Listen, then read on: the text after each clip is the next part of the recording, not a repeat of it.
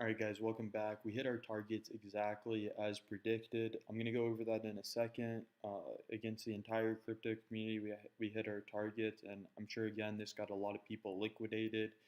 Um, Hopefully, BitBoy learned his lesson, and hopefully he subbed to the channel so he doesn't get liquidated, along with everybody else in the space that's just bleeding money right now.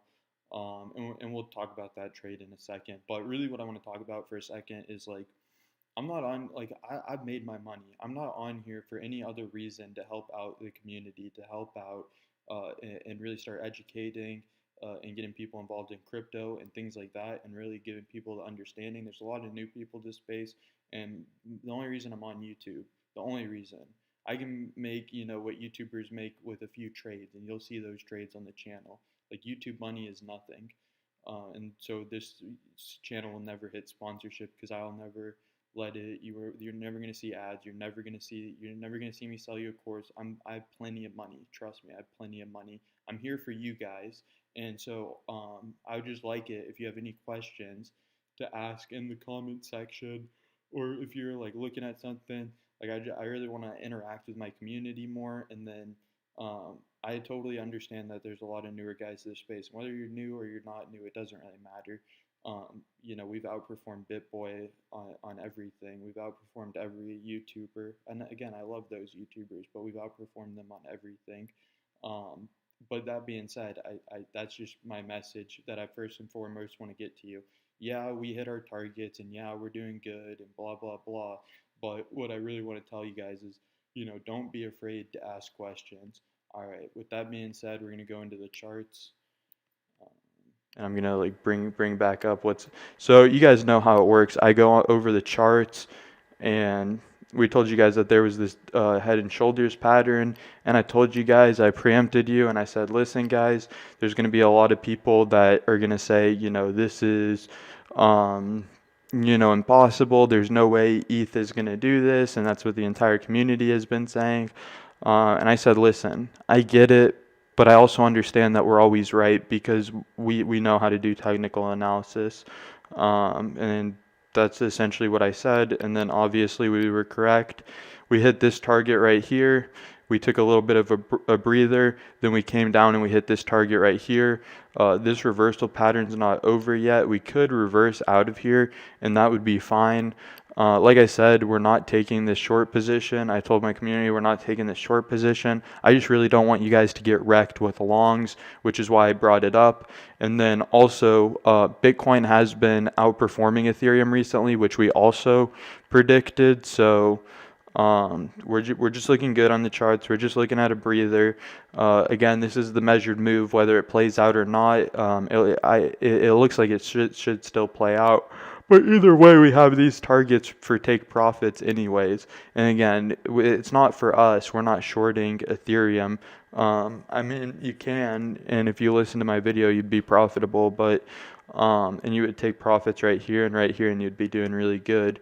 But the point was to basically warn everybody, hey, Ethereum's going to drop, and maybe you get a buy-in right here, or maybe you get a buy-in right here, or whatever your strategy is. But let's take a look at ETH to BTC. All right, so it really did what we wanted it to do. Not perfectly, but nearly what we could have best asked for. So you have the price action come up, test this area, come up, test this area, and it did break through it. So it's not exactly what we wanted to see, but it is still bearish. And what I told you guys before is, we wicked to this area, and then I said it was most likely going to wick this area, which it did do, and it set a lower low. So you have this low, and then you have this low right here. And so I said, well, at this point, everything is basically saying the charts are bearish, and I understand the community, and I understand where everybody's coming from, but we have to look at the charts, which we did with Ethereum, which is why against the entire community we called the drop on ETH. And then on top of not only calling the drop on ETH, which we obviously called down to the exact level, we also are showing you, I think Bitcoin's down like 0.7%, and I believe ETH's down a little bit more, which is this chart that we're looking at right here. And I kind of went over all the facts with you yesterday or earlier today. Like I said, and I was like, guys, like we have to look at the graph, and there's nothing over here showing any signs of reversal. There's nothing, I went over all the TA with you guys, and I just said these charts are screaming that we're going to continue to go down. Right here is interesting. In the immediate short term, this is interesting right here. The second this drops, it seems to be game over. And I think there's just a little bit of uncertainty, and really when you zoom out, again, it's not looking good for the comparative chart, and it looks like that measured move is still going to play out to the chart's favor to the downside, like we're calling. Like I said before, we hit this wick like I called, and then I called this price action cooling off, and then I said it was going to come down again, and that's what we're seeing. And the technical analysis is not screaming. There's this little inch of hope, but like I said, when we're looking at the head and shoulders on Ethereum, it's most likely going to come down and then continuate this down. And really, if it doesn't hit this box right here, this is what I was calling the wick box, and we hit the wicks perfectly. I was like freaking out because I think we made like 7 perfect calls. Yes, all our calls are perfect, but we made 7 like perfect calls. Like we perfectly called Bitcoin, and we called this chart I think 4 times perfectly. I think 2 days ago, and I was freaking out just because that was just ridiculous. But this is just the wicking chart. Essentially, you can come up resistance, and then like it shows right here, hit support on those areas. But as soon as it hits this area right here, there's really nothing. I mean, you could find support at these levels, but they're more so arbitrary. They're more so a smaller amount of support.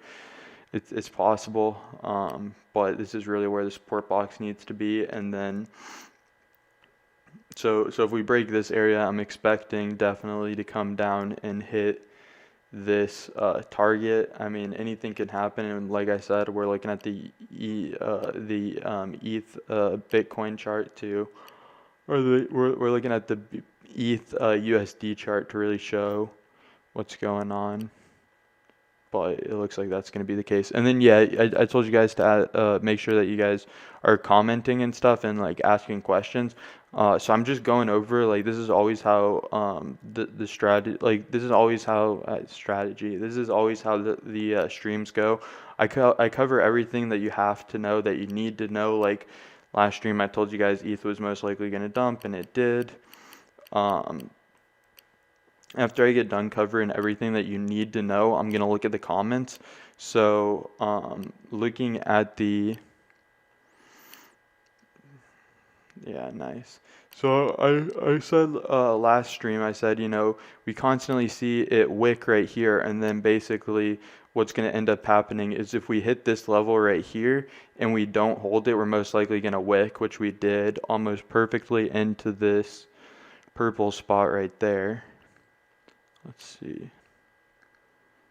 So yeah, just line up your questions, ask them, and then let's take a look at another chart. And then I'll just answer all of them once I cover everything you need to know. Okay, so we perfectly hit this right here, and then these are looking sexy. These are really looking sexy.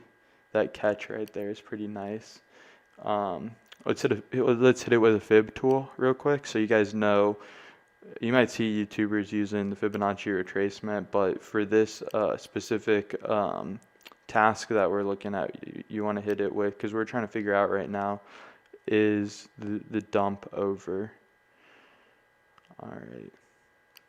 I don't know if you'd call it a dump, whatever you want to call it. This is looking good. So this is, again, the reverse of the Fibonacci extension, and trading anything that you see, whether it's a retracement, whatever the case is going to be, you're going to see the exact opposite in everything. Whenever there's a double bottom, which is the inverse of that would be a double top. Whenever you see a morning star pattern. The inverse of that is a hammer.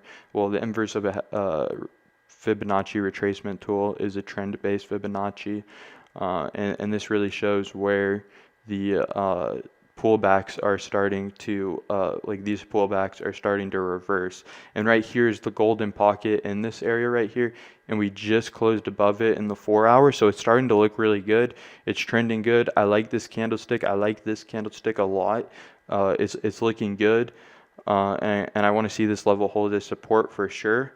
And then obviously you guys know that we also use this level. Once it hits this level right here, let me move it up a little bit right there. Yeah, that's perfect. Once it hits this Fibonacci area right here, 0.382 level, then textbook, we have to start assuming that this downtrend is on a reversal, because technically when you go to the lower time frames, you start to see this downtrend idea. And once we break above the blue line, we can start to negate that idea of the downtrend. And right now it's looking pretty healthy, not looking bad at all. I do really like this wick right here. The fact that we have this wick right here, it's really a doji, but it does wick and shows a lot of strength with the reversal. And then this is really just showing like consolidation, but then the fact that it continues to slowly move up is really good. So that's everything really I'm looking at with that. You know, it looks like this is relatively important on Bitcoin. But yeah, if it breaks this level, we're looking good. I honestly don't remember what I drew that for. Oh, that was like the candlestick where I said like if it closes below this candlestick, the price action is going to go down, and then it closed below it, so price action went down. Yeah, we're pretty good on this channel. Look at that. That was just stupid. That was just stupid. Like, look at. I told you guys. I drew this earlier. I said, listen, guys. You know, if the 4 hour closes below this candlestick right here, we're gonna go down. And then look at that dump. The fact that we only have 100 something subscribers is literally a crime. Like, I don't mind being underrated. I really don't, and I'm not doing it for money, but it would just be nice. It would literally just be nice to have more subscribers that I can talk to, so I don't feel like I'm alone doing this stream. That's really the only thing I care about. All right.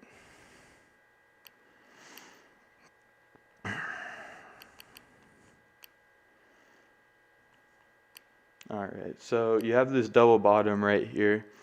And then this is the neckline for the double bottom. And then you do have this measured move. And what did I say? I said you have to break this neckline right here. What did we do? We didn't break the neckline. You can see that we clearly got rejected and we're coming back down. So again, we have to look at this chart. Really what I want to look at next is obviously total. So what is this? This is Bitcoin dominance. When total market cap is consolidating, or essentially if you don't know what total market cap is is how much money is flowing into the crypto space. If there's a lot of money flowing into the crypto space, both Bitcoin and altcoins can pump. If there's a limited amount of money flowing into the cryptocurrency space, then you look at this, which is called Bitcoin dominance. And if Bitcoin dominance is pumping, that's not good for alts. If Bitcoin dominance is dumping, that's good for alts. Again, that's only if total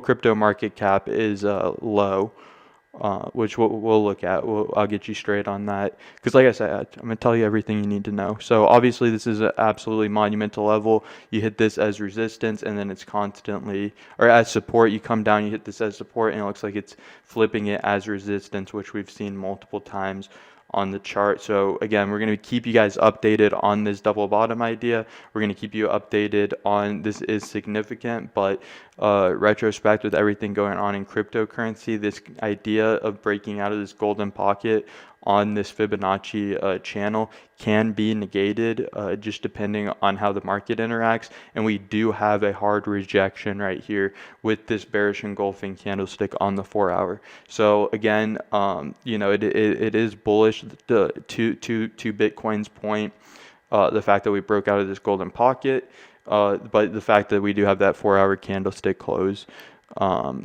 kind of negates that idea, and I'm not too concerned about it. Again, I'm going to keep you guys updated. All right, total. Like, you guys know I keep you updated. I tell you everything you need to know. I'm not just going to feed you crap. Like, I'd rather have 10 views and give the best content on the planet than feed you guys a bunch of crap and clickbait you in. Alright. So what I'm seeing here is definitely a traditional double top. And this is enough for me not to be trading. This is also enough for me to, again, bring attention to BTC.D. And this could, we're definitely going to keep an eye on BTC.D. Because like I said, if this ends up playing out,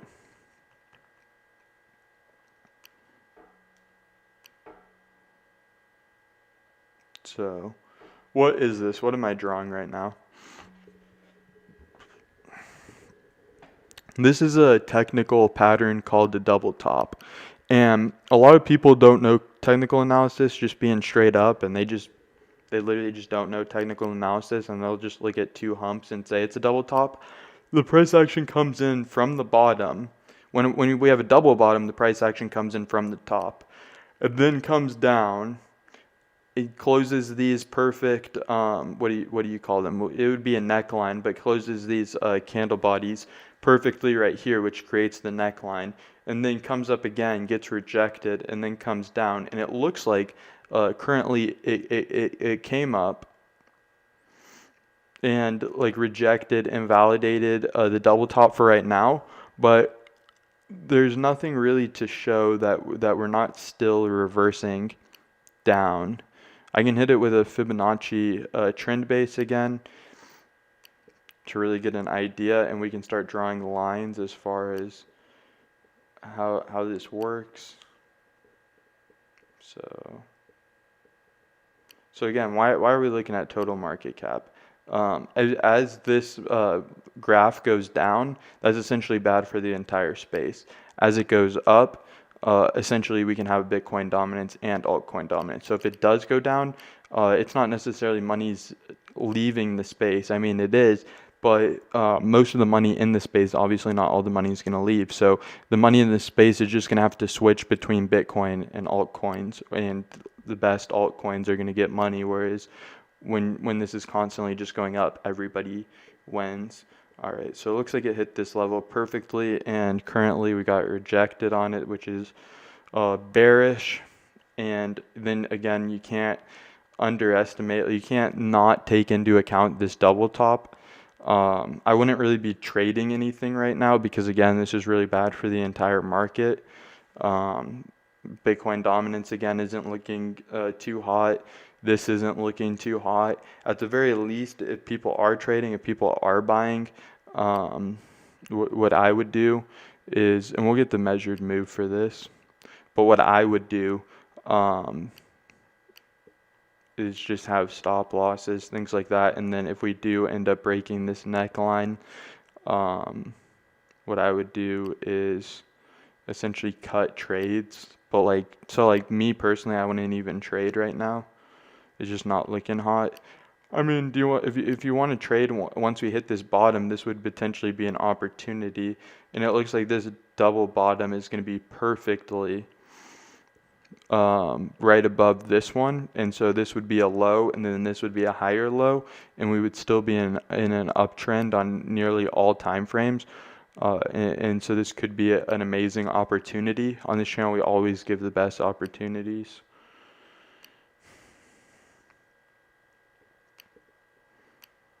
All right. I don't like blue just because this is already blue. What color do I want to make this? I want to make it red, pink. Yeah, oh, that doesn't look like pink.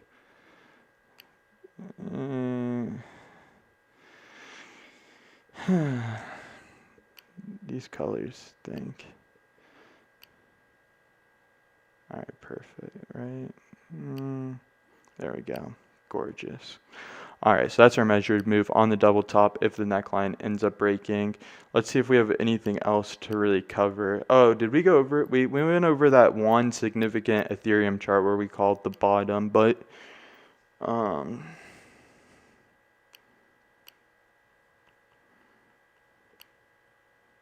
Wow.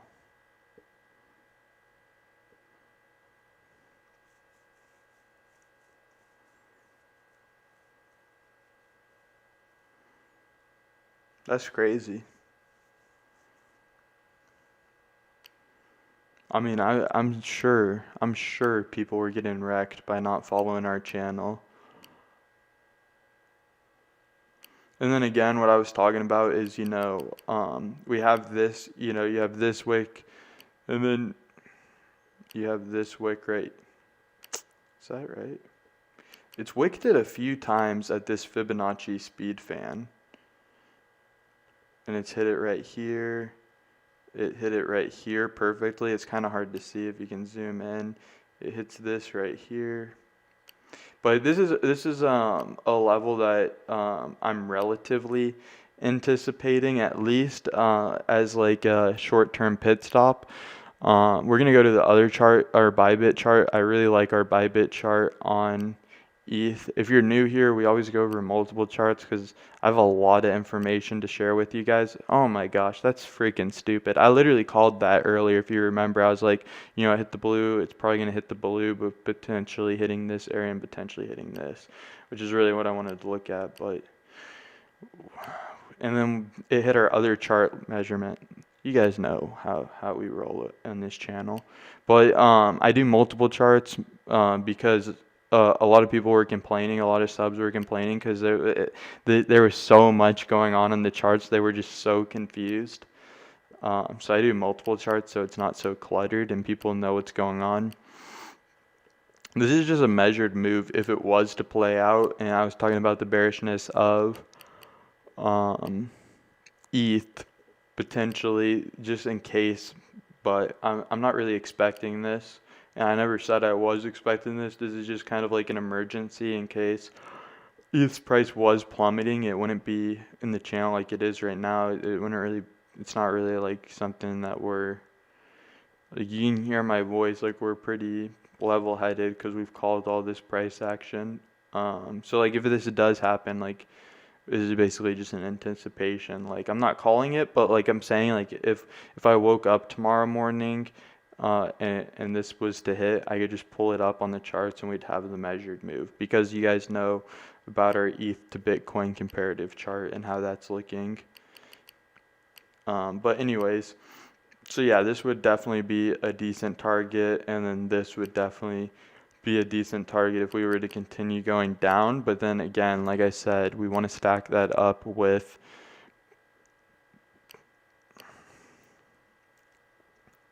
I'm just going to show it one more time. Then I'll go over some of the larger cap altcoins that we love talking about getting those charts in. Wow. I think we did go below it. I don't know. It doesn't really matter. But potentially what we're looking at is if we hit that bottom channel right there with also touching this area right here, like I said, that could be a legendary trade. If not, and we do break below that channel, hitting that measured move along with also wicking this area right here with a potential reversal, and then still consecutively hitting what is it called right here, a higher low, because this is the low, and then if we were to hit this area right here, this measured move, that would still be above this, which would be absolutely massive.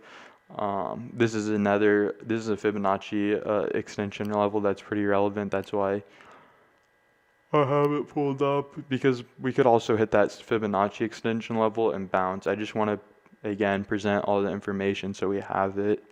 All right, let me see if there's any questions. Again, guys, ask me questions. I really want to help. Morning. Ask me questions.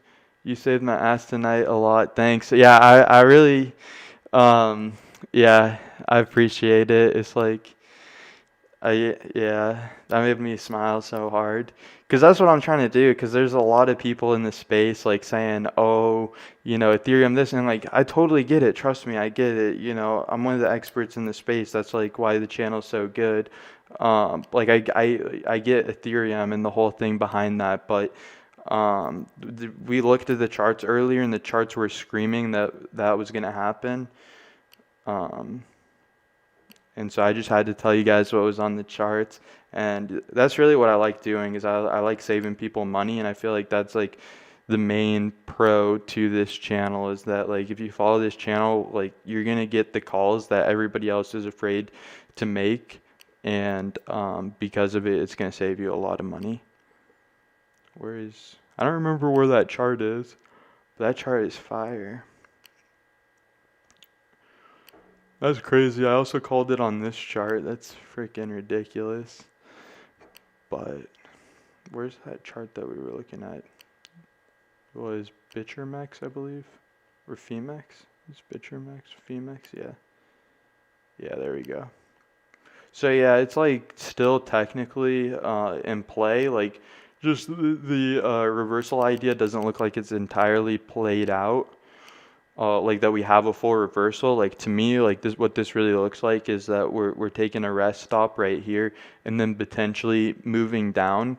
Again, this is like take profit. Of course, I'm not gonna BS you guys. I told you guys not to take this short, but I'm never gonna lie about like trades or anything and say, oh, we took this trade. We definitely didn't, and I definitely recommended not taking it. It was just more so like so that we could help you guys out. So probably, again, it comes down to being like a technician and really figuring out where you want to put the trends.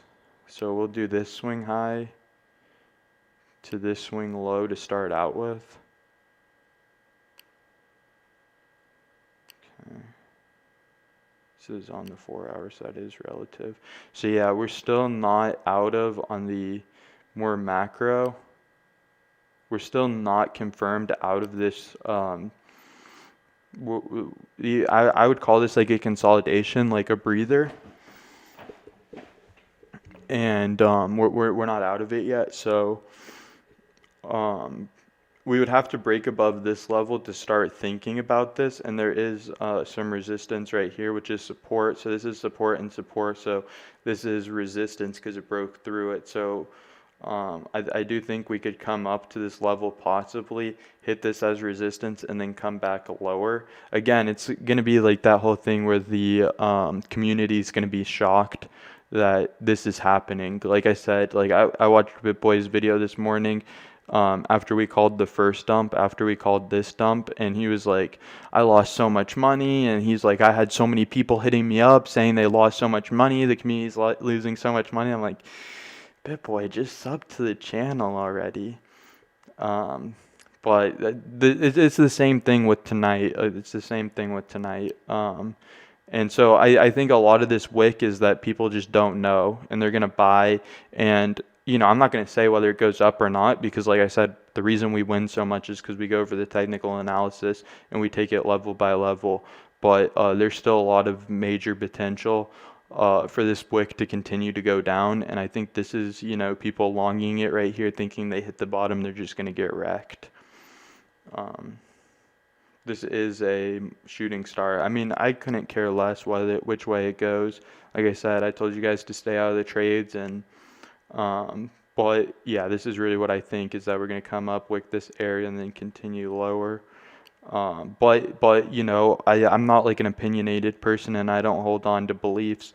If we do head above this level right here, this 0.618 level, it's kind of hard to see, but it's at 1897. Then we can start thinking about, okay, are we possibly reversing out of this wick right here, and is the dump over? Again, because we're not at that level yet, to me, this just looks like, okay, we're cooling off. People are confused. They're buying up the price. Most people got liquidated here.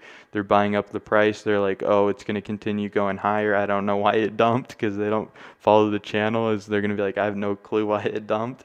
And then the smart money is going to just destroy them again. That idea could get negated. Again, we're taking it level by level. And for a full-blown recovery,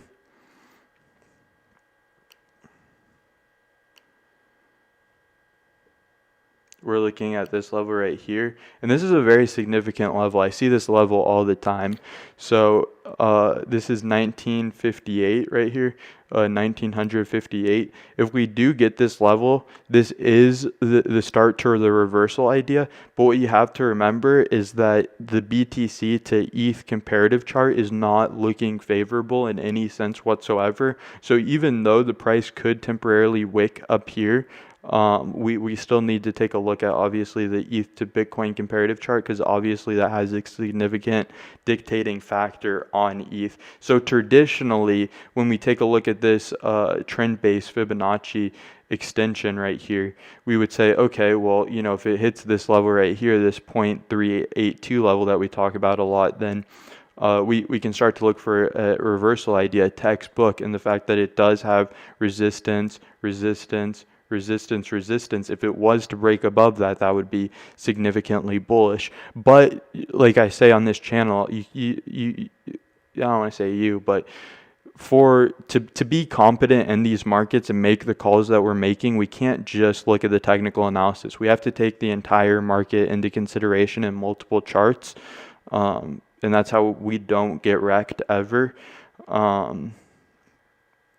And so taking a look at the ETH to Bitcoin, like I said, we have to take that into accountability and think that even if we do come up and hit these levels, it could be short-lived before again consolidating down. All right.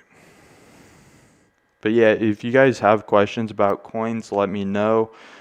Let me see if I went over all the Bitcoin charts that we usually look at.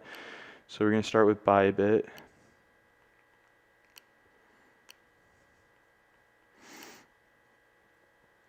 These are really good levels right here.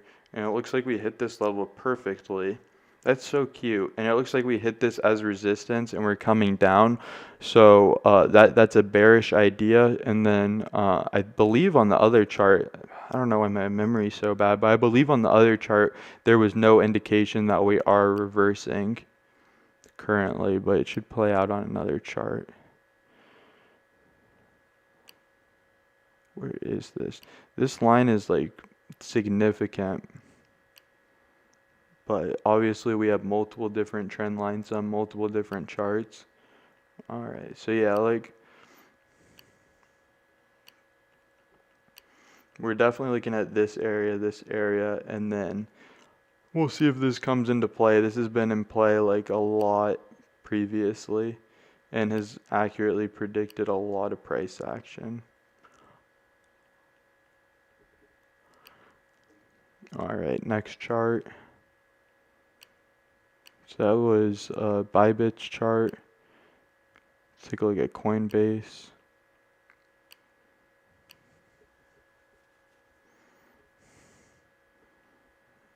All right. And these are the Fibonacci extension areas that we were looking at for a possible reversal. And then we actually did get above these yesterday. And I said if we get above these, price action was going to move up. And then we just need to look at total. And so we broke all-time highs again. And then total fell. And then this fell. We actually hit this perfectly before continuing down.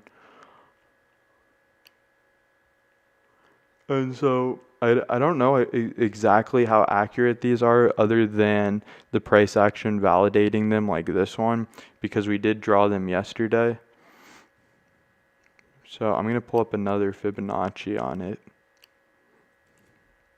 because this was yesterday and we did accurately predict that all-time high. So these have done their job.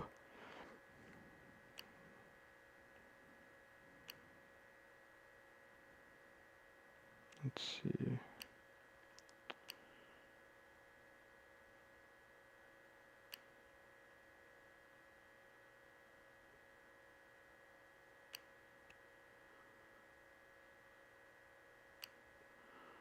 All right. So again, this is the level we're looking at right here.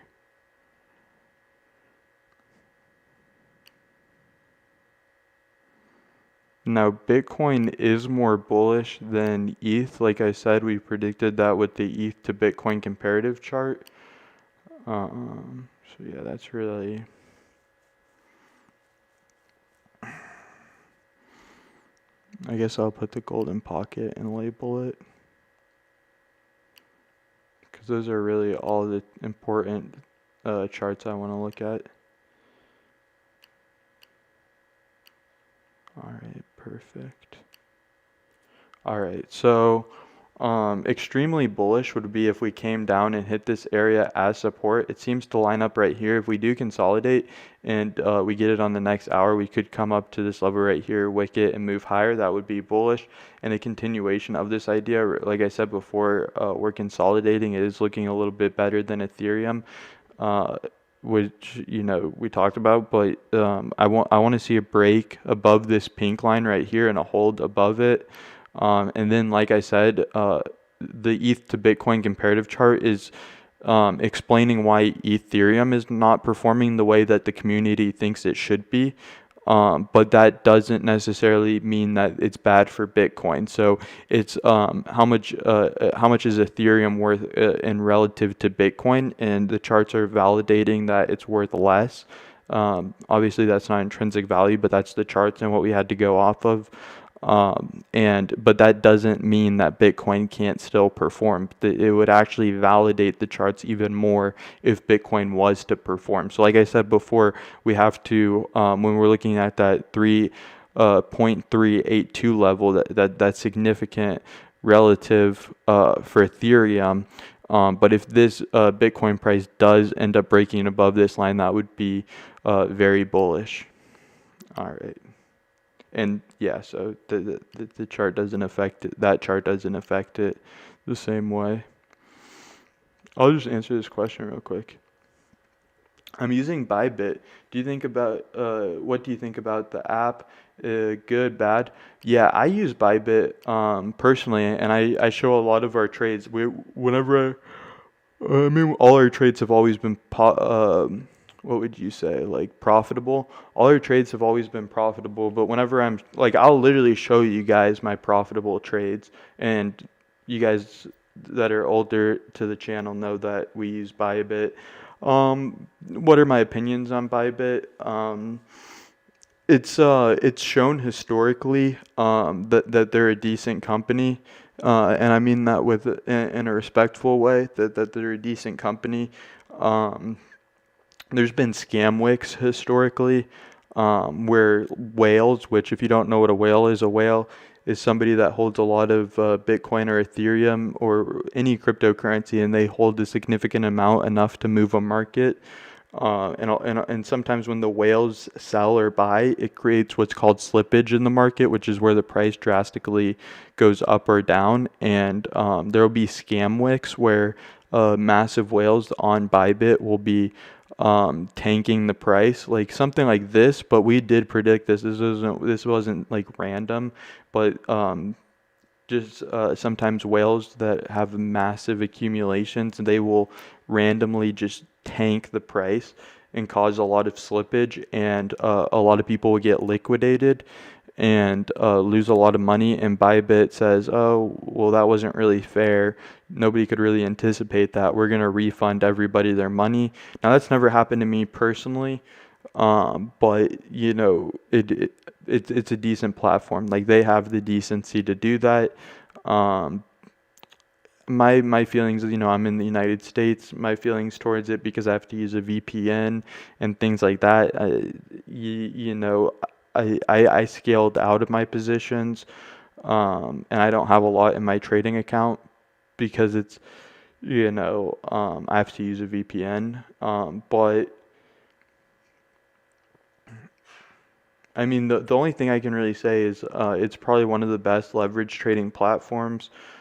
Make sure you sign up with a link. I'm not going to show you any links, like, even if you guys want me to, because like I'm just like, that's not like the reason I started the channel. Was originally because like a lot of YouTubers, like I literally, like, you guys know how annoying YouTubers can be. They just talk about random crap and blah blah blah, and then they just are looking for views. They're not actually putting out any decent content, and then they're looking for money.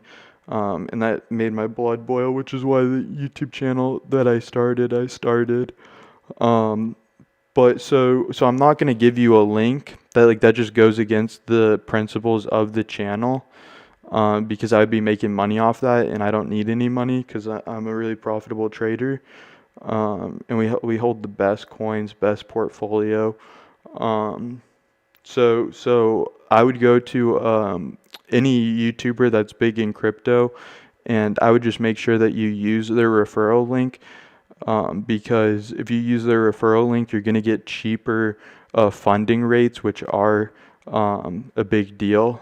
And we've gone over that a bunch of times on the channel. Like, we'll have these 10% in profit trades, 20% in profit trades, and we want to keep them open, but the funding rate is just kind of, when we're working with some bigger orders, like I think who was it? That Martini guy had like $1 million or something like that, around $1 million in a trade, and his funding rate was like 2,000 a day. And yeah, our funding rate was ridiculous. And I'm like, I want to keep this trade open, but the risk to reward on it, so I had to close it in like 10% profits because of the funding rate. So it is a big deal, especially if you're more of a swing trader.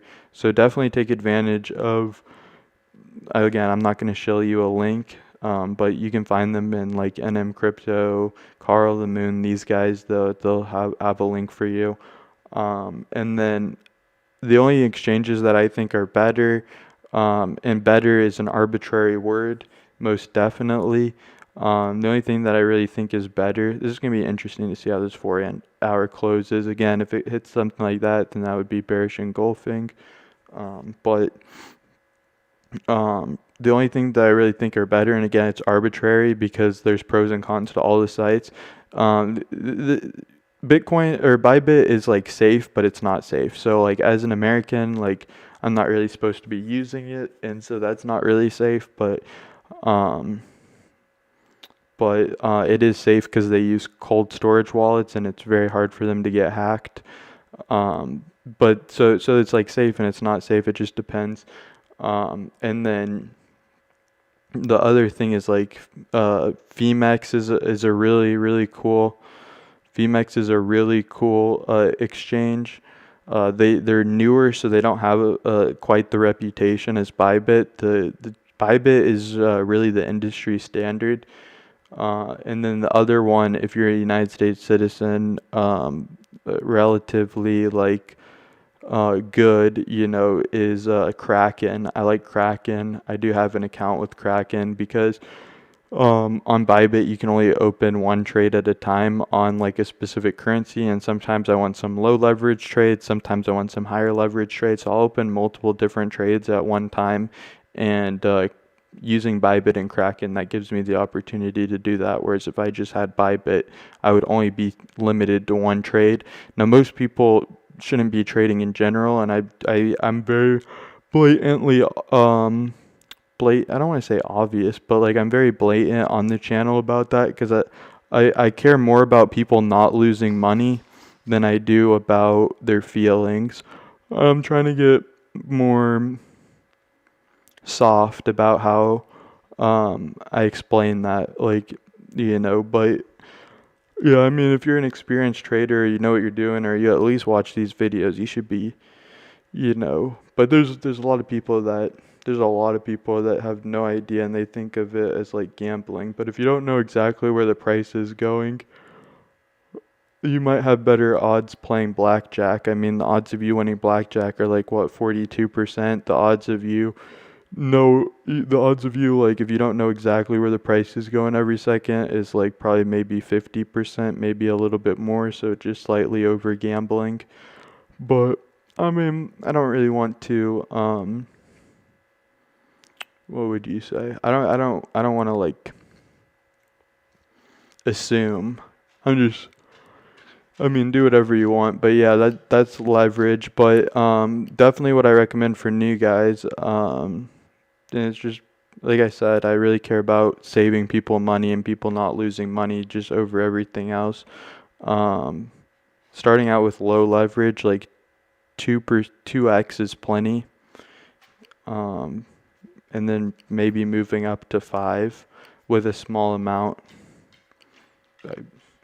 That's just really honest, genuine advice. I could feed you a bunch of BS, but that's I'd rather have like a smaller channel and not feed you guys a bunch of BS.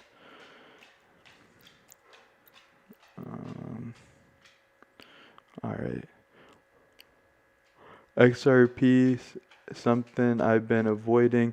They seem to be confident in the lawsuit. Yeah, I agree.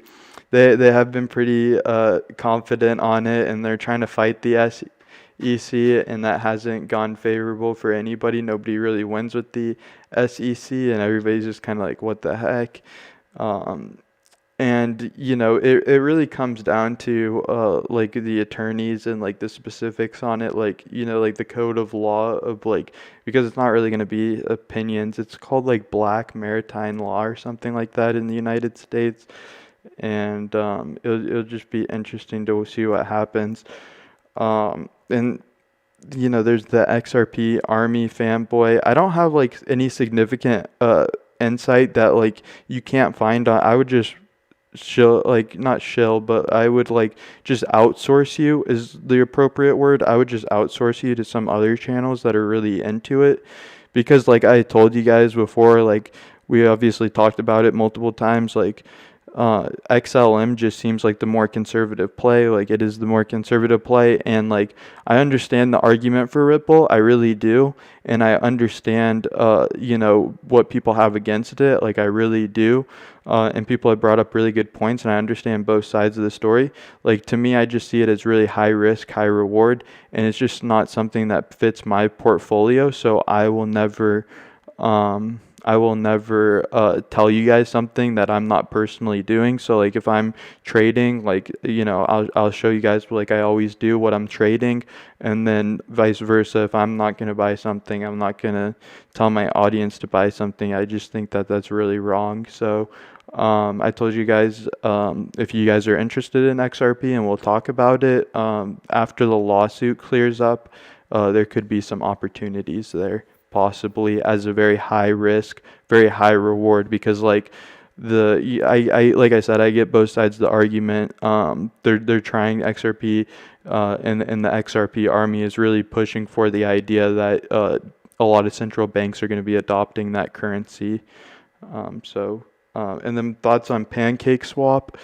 So there's a lot of swaps, and I've been a big fan of Sushi Swap. So there's a lot of competition in these decentralized DEX.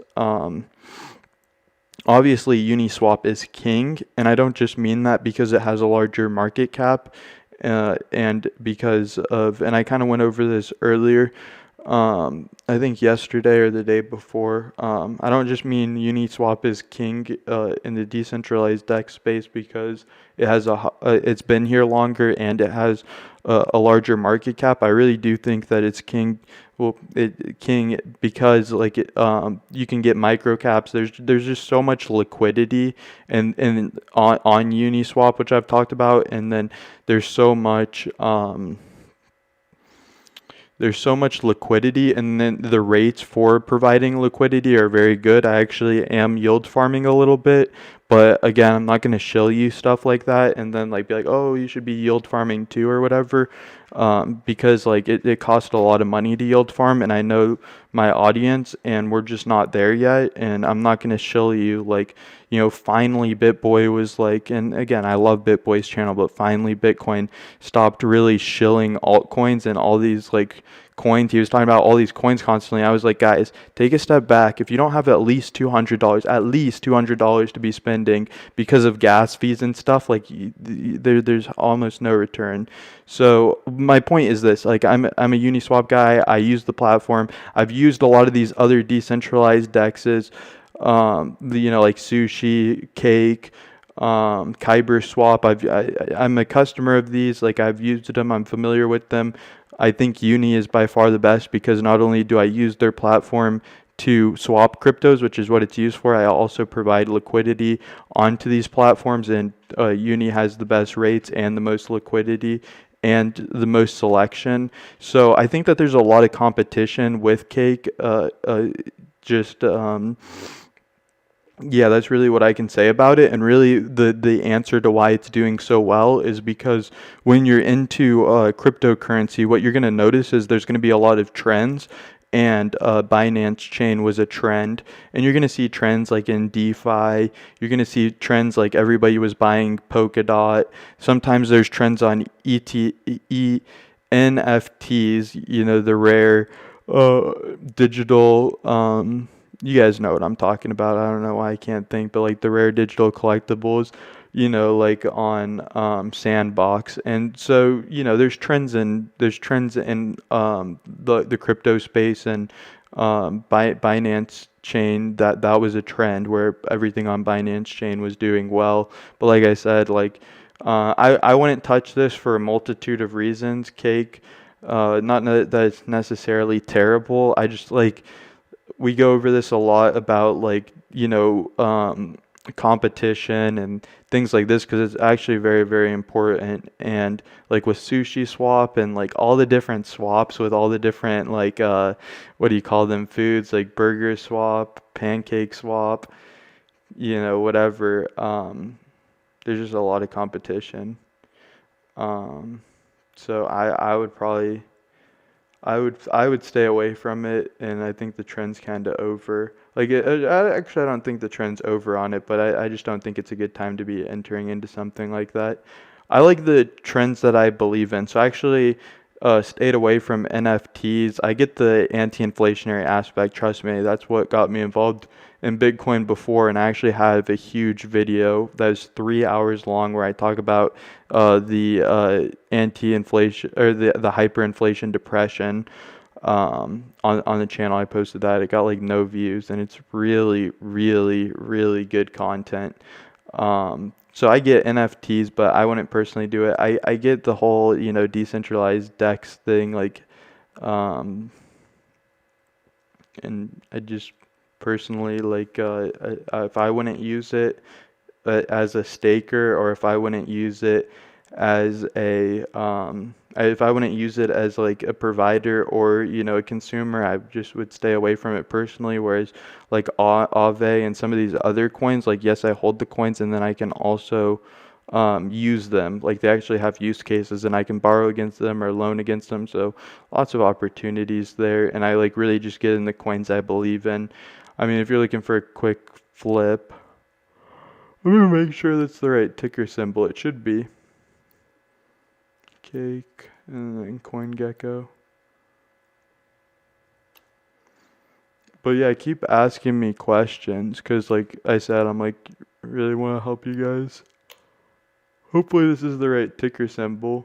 There's so many different coins. Yeah, Pancake Swap. Yeah, so that's my opinion on it.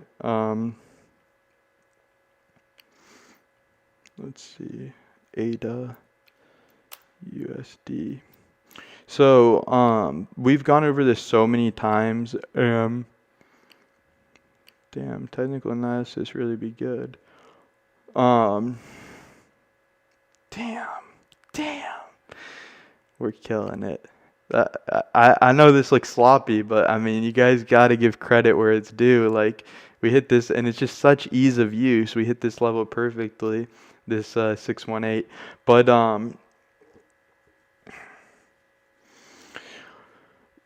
my thoughts on ADA. You guys know that we've been talking about this heavily since 10 cents, and we made a bunch of calls with ADA that were incredible, and we give the very bullish argument for ADA, which I don't even think is just the bullish argument. I think this is just speaking on top of it. And then you get people like Crypto Love who keep saying a bunch of crap about it, and so I really just want to answer to that because I think it's confusing my community and sending a lot of just like I said, when he first started talking about Cardano negatively, I was like, what is this guy's problem? He holds Cardano. Like, why is he shilling this, like, giving it such a bad reputation, trying to manipulate the price? I don't know, but it's just either sheer ignorance or he's purposely fudding the price. And I'm just like, what is this guy's problem?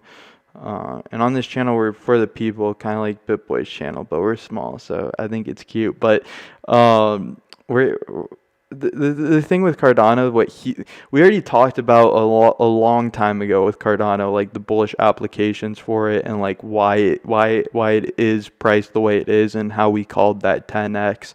And really, if it didn't 10x, I would just be buying more of it right now. But you guys know our accumulation phases, and we're 100% in profit on all of that.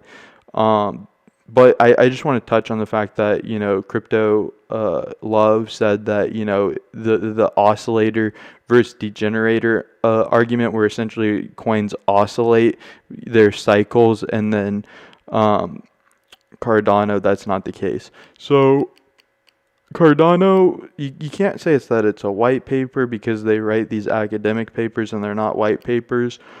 I gotta zoom out a little bit more. We have all this beautiful TA that ended up playing out, but the crypto love, like the only bearish person in the crypto space that I'm familiar with is crypto love on ADA, and we're not just gonna like be like, oh yeah, you're bearish on it or whatever. We're gonna call him out for it, because it's just absolute BS what he's saying. It's just ridiculous FUD, and it's just it just is so ridiculous. So if you go and you look at ADA's price right here, we were accumulating um, heavily at this 10-cent area right here. But what he's saying is that ADA, Cardano, is what's called a degenerator. And what degenerators do is over time they lose value. Now, I mean, it would kind of be degenerate of me to just say, well, ADA is a good coin. You guys already know my whole story with ADA. Like, I've told you guys multiple times how ADA works and why it deserved to 10x, and then it did. But this Kraken chart isn't going to show the full price action. But essentially what you have is Cardano, I don't believe, according to these charts, has broken all-time highs again. And because it's never broken all-time highs before, basically he's saying it's in the category of degenerator. Whereas a lot of the main development with like Shelly and a lot of this big development didn't start happening until this year. That's why you see, and there was mostly just academic papers. That's why you see a chart like this. And this chart basically shows that you have one all-time high right here, when a lot of really smart people that were reading these academic papers were like, oh, this is incredible, and invested in it back in 2018, 2017 era. And basically it hasn't broke all-time highs again. But Cardano's going to break all-time highs again, and then he's going to have to shut up. It's just ridiculous that he's fighting the price. He's saying that it's a degenerator when nobody even cares about degenerator, oscillator, things. Everything starts out as a degenerator in his book, and the fact that he constantly says that when we know the facts, and the facts are that there's been a massive amount of development and a lot of progress. And so the fact that this was a newer coin back here, now we have so much progress, we have so much continuation, we have so much interconnectability. He's talking about writing JavaScript. So my point is this, very, very simply, and then I'll start answering questions again. Crypto Love is saying that because we hit all-time highs right here, we're potentially never going to hit all-time highs again. You guys obviously know with how bullish Cardano is, the community, the technology, which I've spent a long time talking about, it's going to just obliterate this price action. I mean, it's just absurd. The fact that, because like I said, I've been calling this price action since 10K, and people thought I was crazy when I said Bitcoin was going to go to 100,000 at 10K. Well, let's just say it goes to 60K. There's still going to be a bull run at there if it does top out at 60K, which we're not saying. But at that point, any alts are going to easily clip that extra percentage. So like no matter how you cut it, it's impossible for it not to break all-time highs. And I think everybody could really care less about this level. Nobody's really taking this level seriously except for Crypto Love, who's fighting the price for no reason whatsoever. And then you get this giant cup and handle formation potentially. We'll have to look into that, but essentially the price could easily easily double off this formation, and this turns in from a bearish formation to a bullish formation really quick with a possible cup and handles, and that could be absolutely ginormous in and of itself, just looking at the technical analysis. But yeah, basically to answer, like, you know, because there's so many new people to the space, and he keeps fudding the price of Cardano, and everybody's just like, what is your problem, dude? Like, why are you causing problems, like talking crap about something you know is extremely bullish? I mean, look at that candlestick. If that candlestick on the monthly closes anywhere even remotely relative there, it's just going to destroy that little tiny, we're basically there. Such a small move. And then it's a cup and handle formation. But what would be a good what would be a good time to enter Bitcoin? Yeah, I told you not to sell your Bitcoin, and then we hit all-time highs again. I don't know. Chico Crypto has, so he got destroyed. I know, he got destroyed when he started talking crap about ADA. That video was old. You kind of have to be you have to be an OG to remember that video. He got obliterated in the comment section for that. And really, he just has beef with Charles Hawkinson, and everybody in the comments was like, I hate you for that, Chico Crypto. That's what the comments said. They're like, I hate you for this, like unsub. You're literally just, you know, fudding the price or whatever. And then they're like, just because of this video, I'm gonna go buy more of it. But it's just, yeah. But you're right. Chico Crypto does have beef with Cardano, and it's personal beef, and it's just so ridiculously inappropriate to be fudding the price because you have personal oppositions to the way the management is run with, like, Charles Hopkinson. And I really do think that that's the same critiques with. Okay, so that's a Bybit's chart. And I really do think that's the same critiques with Crypto Love, but he's not going to come out and say it. And so he's the only thing he has in his pocket, like, of like tools to use to is basically the degenerator argument, which is just it's ridiculous. But like, I get that, I really do get where they're coming from.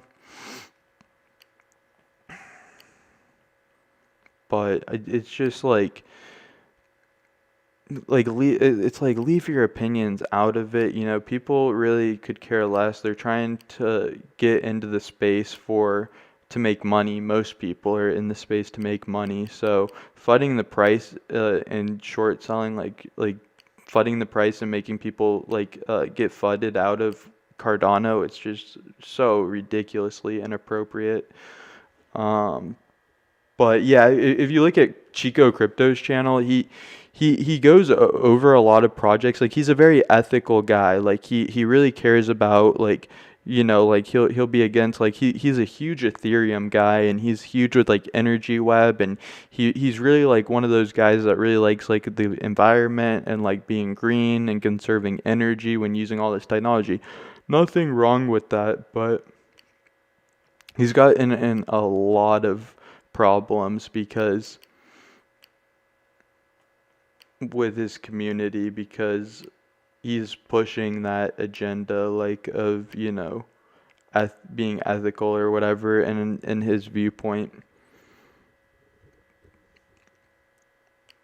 And I mean, it's fine, it's just not, I don't think that's what his community was looking for when they see Chico Crypto.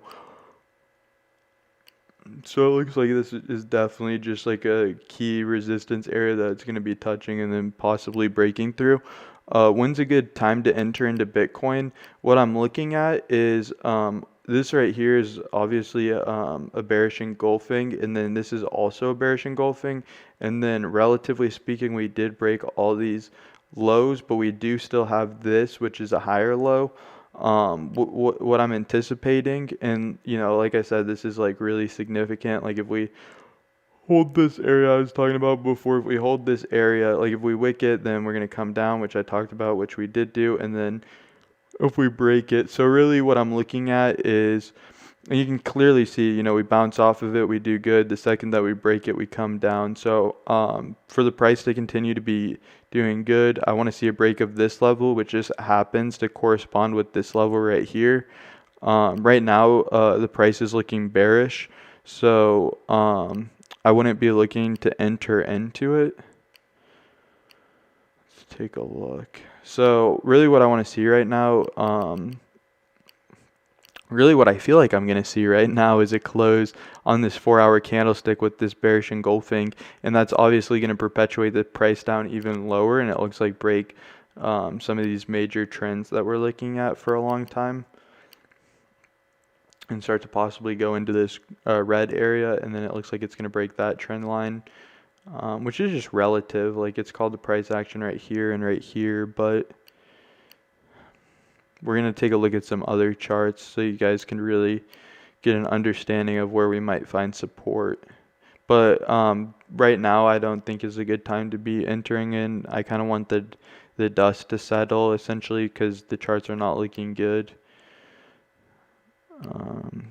And yeah, I think it's very important. Everybody's very bullish on Bitcoin. I'm a very bullish Bitcoin guy, but I think it's very important to have a channel like this that's like very level-headed and is going to show you the facts on the chart. So it looks like we overshot this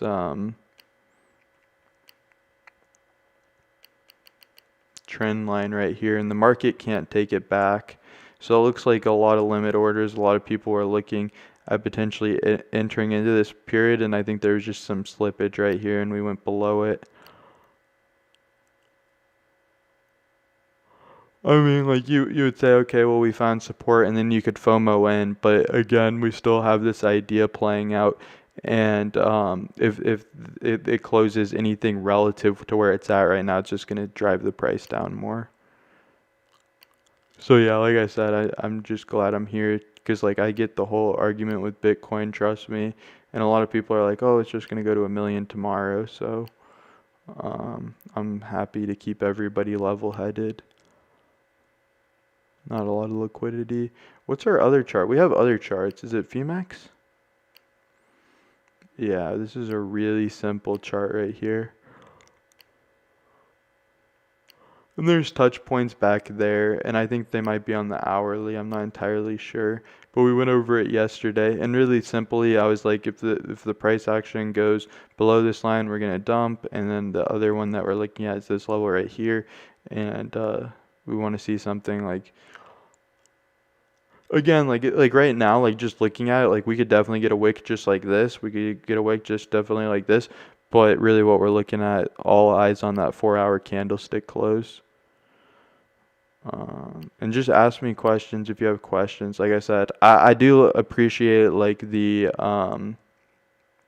community being a lot more active. And then if I ever sound like, like I'm like intense with anything, I'm just very passionate about crypto. Everybody starts out somewhere. I'm not ever trying to bash on or be mean to anybody. I just want to make sure I give you guys the correct information and not BS. Dang, it's going slow.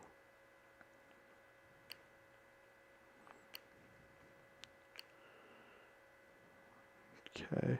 I thought we had, let me zoom out a little bit. I thought we had we should have, if we zoom out, we should have one of those ginormous channels that we could possibly be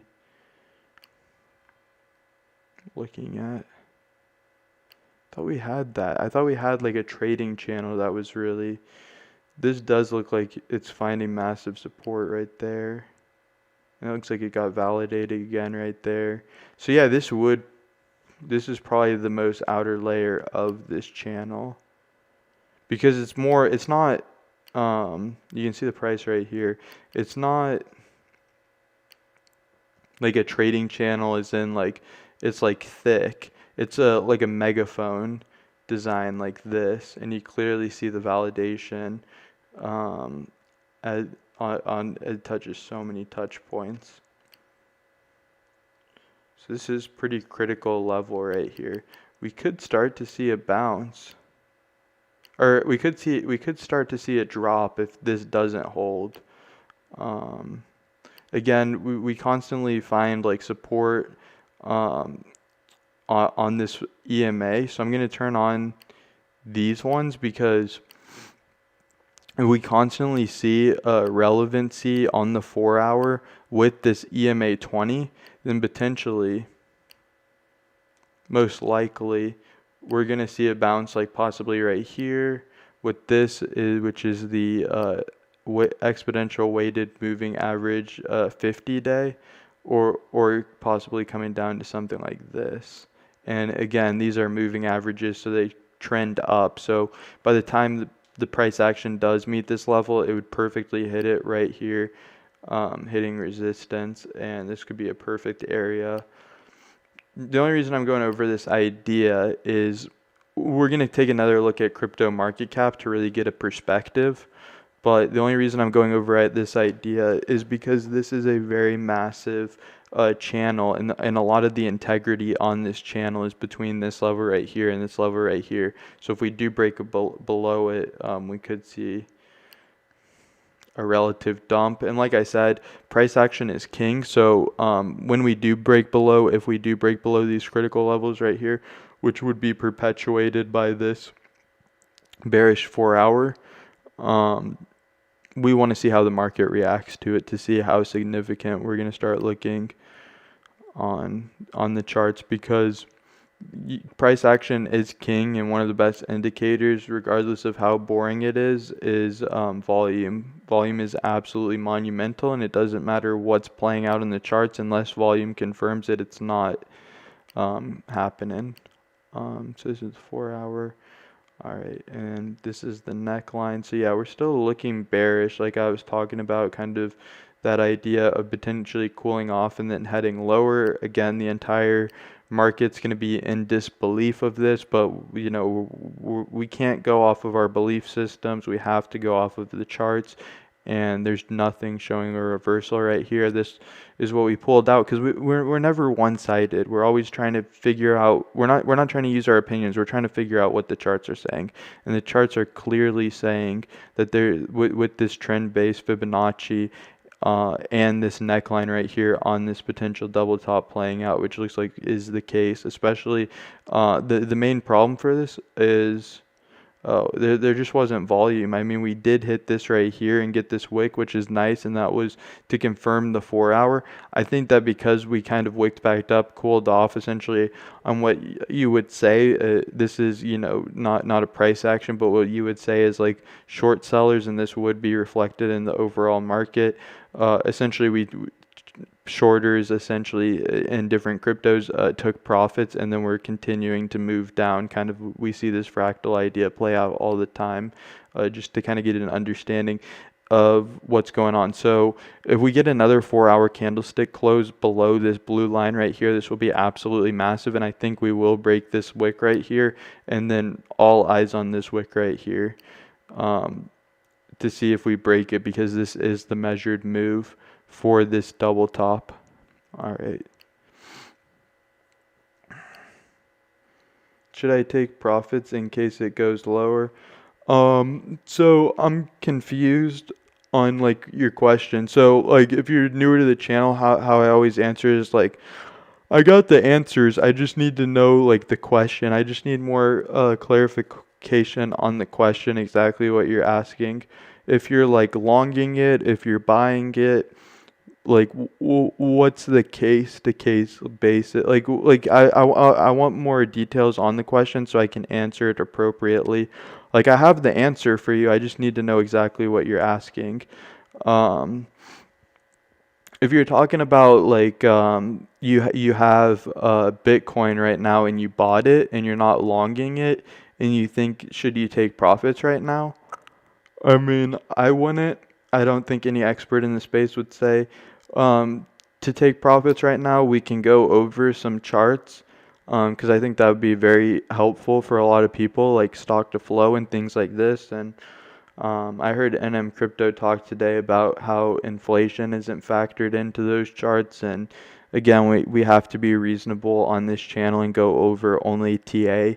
And I do think that we factoring in inflation would be the bullish argument, but obviously there's a bearish argument to that too, and we got to stay level-headed on these charts. But I think conservatively to every single metric, um, there's no reason to really sell right now.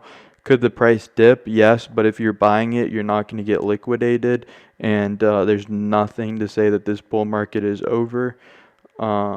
Like I said, on every chart, and we can go over that, and I think that would be helpful for a lot of people, so we can definitely do that. I have a current trade. I bought at 28. That's nice. Yeah, so I mean, like the thing is just going to be the funding rate on that, just depending on what your leverage is. So, it really comes down to what your leverage is and how much it's costing you a day, and then is it possible for us to come down? Yeah, the main thing that I'm going to be looking at, I was asking when would be a good time to enter because I'm looking to buy more. So you have a trade or you're looking to add to a long position? I'm asking when would be a good time to enter because I'm looking to buy more. Yeah, I don't know. A current trade? Are you longing it? Like, are you borrowing money to trade it, like on Bybit or an exchange where, or are you buying it like you're purchasing cryptocurrency and now you hold cryptocurrency at a specific level, what you would call like your cost base average or your entry price or whatnot. Because I mean, if you bought at 28K, like if you just bought it, um, I mean, I bought at 10, heavy. I mean, I bought at 100, but like I bought like heavy at 10K, and I have no plans on selling it for these cheap levels. And I've made a lot of videos on talking about why. If you longed it, if you borrowed money and you're trading it on low leverage, um, or high leverage or whatever, it just depends on what your leverage is, and we can go from there. But I just need a little bit of clarification. Like, there's nothing wrong with longing it or buying it, but my answer does change just because of the funding rate. I was asking when would be a good time to enter because I was looking to buy more. So like when you were looking to buy more Bitcoin, I'm just honestly like I just want to make sure I know exactly what you're talking about. So just like clarify exactly. I'll cover it a little bit from the information I know, and then I'm gonna go over this right now as I'm still answering your question. XLM buy or sell, short term. Okay, nice. I like the detail attached to that. Again, I'm not trying to hate on you at all. I just really want more clarification just so I know exactly how to answer it. Like I said, like the main thing that I would think about is like if you're longing it, I would be looking at the funding rate, and I want to know like are you on 5x leverage, are you on 10x leverage, are you on 100x leverage, because that's going to affect the funding rate. But if you have no idea what I'm talking about, then you just bought it. And should you sell it? I would say no. I think you asked me the other day and you were looking at um Carl the Moon's channel, which there's nothing wrong with that, but I mean, it's wrong that like you would take advice from them, but now you know there's nothing to be ashamed about there. We got you straight, and I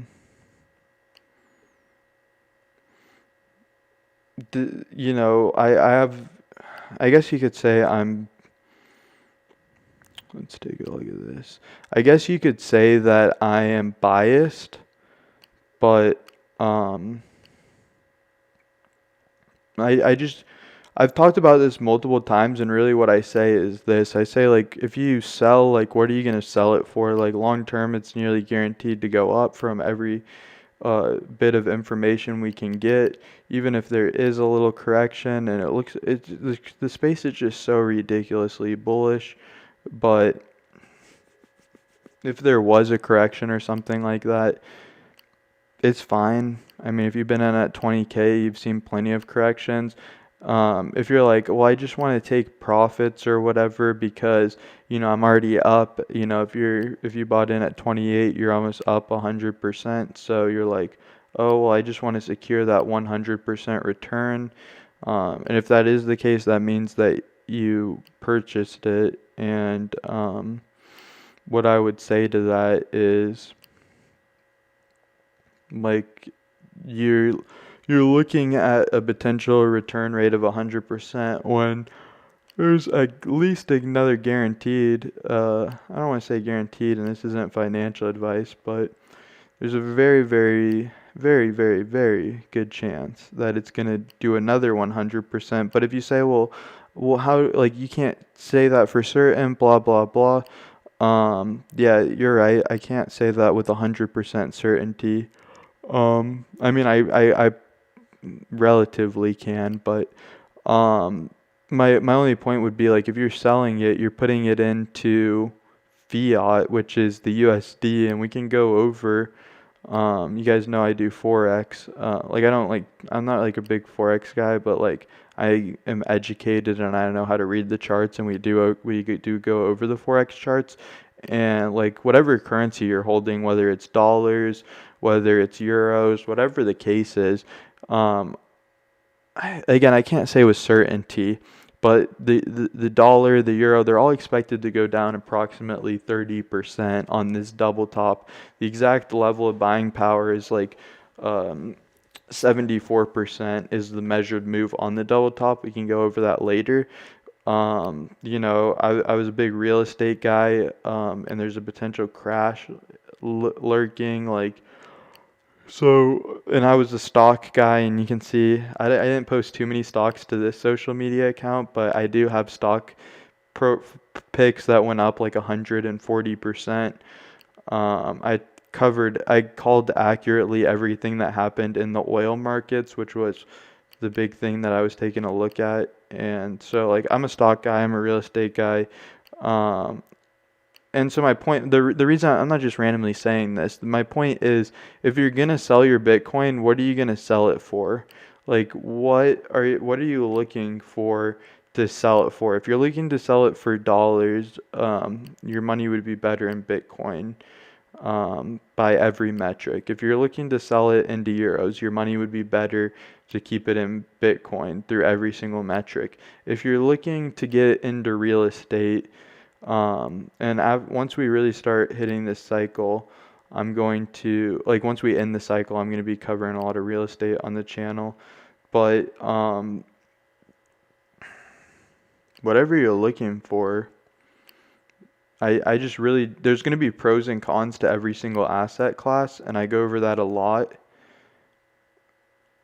And I think by far the best risk to reward ratio, on top of everything else, like long term and short term, relatively speaking, is going to be,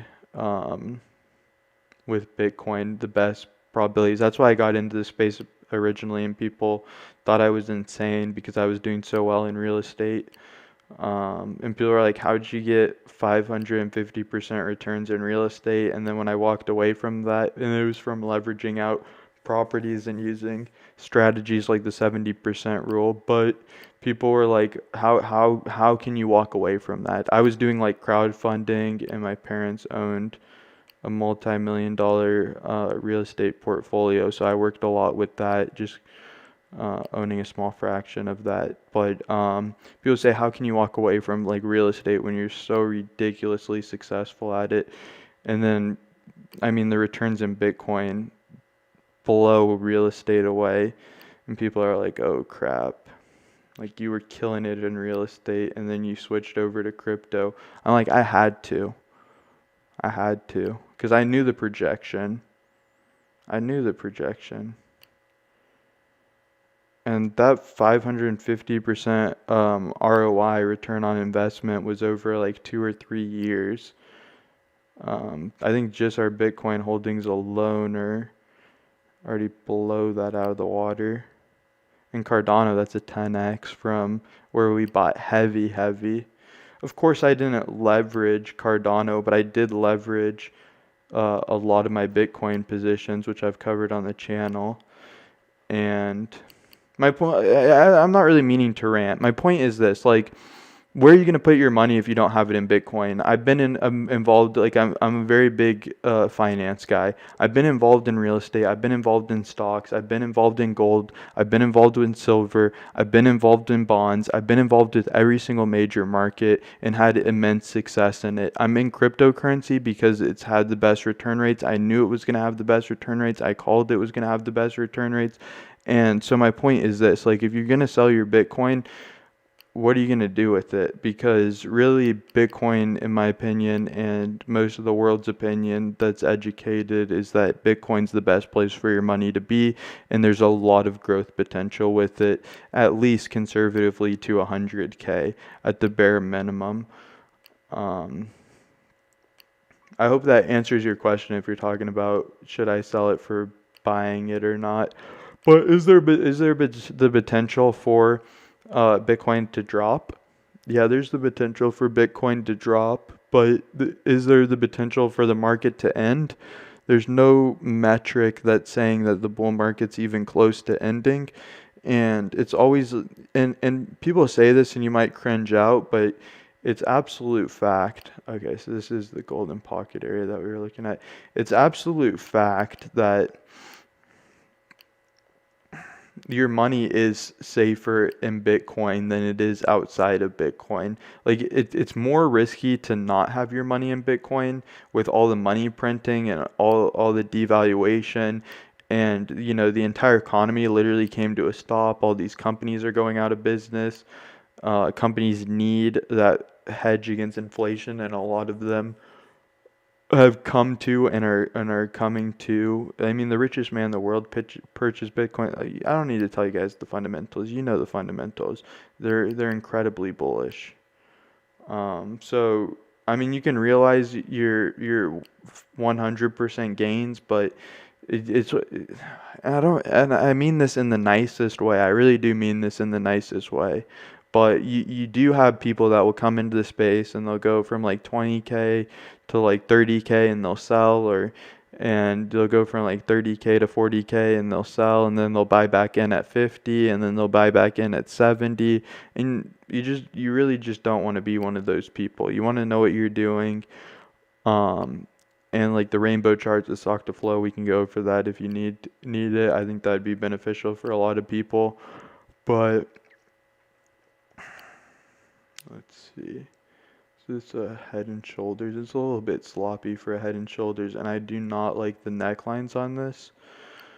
Okay, let's see. Let me see if you had anything to add to your question. Again, I'm not trying to be mean at all. I'm just trying to give you the best advice so you don't lose money. And like I said, I didn't recommend that you sold yesterday, and then we broke all-time highs again. I think you're good. Yeah, I mean, if you could just clarify a little bit more, but I hope that really started to answer your question. I love use inverse perpetual. So get earnings in Bitcoin.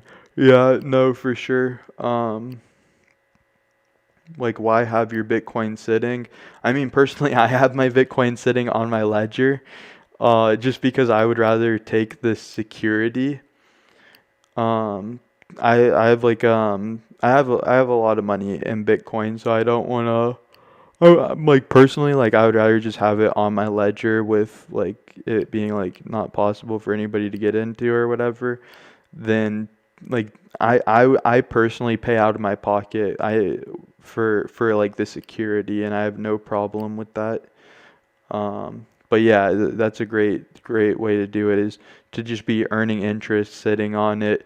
And then, I mean, the absolute worst case scenario, it's not, I don't even see it really being possible, but somehow the bull market ending, and if the bull market ends right here, the bear market will be extraordinarily short, and you hold for like a year max, and then we're back up. And at that point, we're hitting like 100,000, 200,000, 300,000, 400,000 areas. And so like it's like an investment. Like even if you, I don't even think it's possible. Like I don't see a way that it's possible for us to be over. Like there's nothing showing that we're at the top. Let's see. Okay, so this is what I think in the short term of XLM. And this is on the 4 hours, so this is going to be over the four hour time frame. So the relative short term, like specifically the 4 hour time frame. I drew this consolidation pattern, and I did draw it with the touch points, and they do look to line up. Yeah, so they look good on this symmetrical triangle right here. If you're trading it, obviously you want to wait for a breakout to get the right risk to reward ratio. Really what we're looking at here is this golden pocket area on top of this golden pocket area right here. And what we could see is easily the price coming into this level right here, coming and bouncing at possibly right here, because this is like the inverse of the Fibonacci retracement. But if you pull up a Fibonacci retracement, it's going to show that the golden pocket's going to be right here. So it looks like we could hit this golden pocket area right here, and then hit this golden pocket area right here, and that would break it out of the symmetrical triangle, and that would look good. Here's what I'm thinking though. If we do, it's really hard to go off of this idea of potentially bouncing at this level, because we already broken through it as resistance. And so, I mean, a relatively, and we've already tapped it so many times, relatively speaking, like I would like to see a tap, but that doesn't look like it's in play. Something like continuing down to this level isn't entirely significant, but something like this right here before potentially bouncing. But I personally would wait for a wick. And then the other thing with XLM, like we can't just look at this chart. I mean, this starts to give you an idea. And I'll go over a little bit more of the macro on this right now.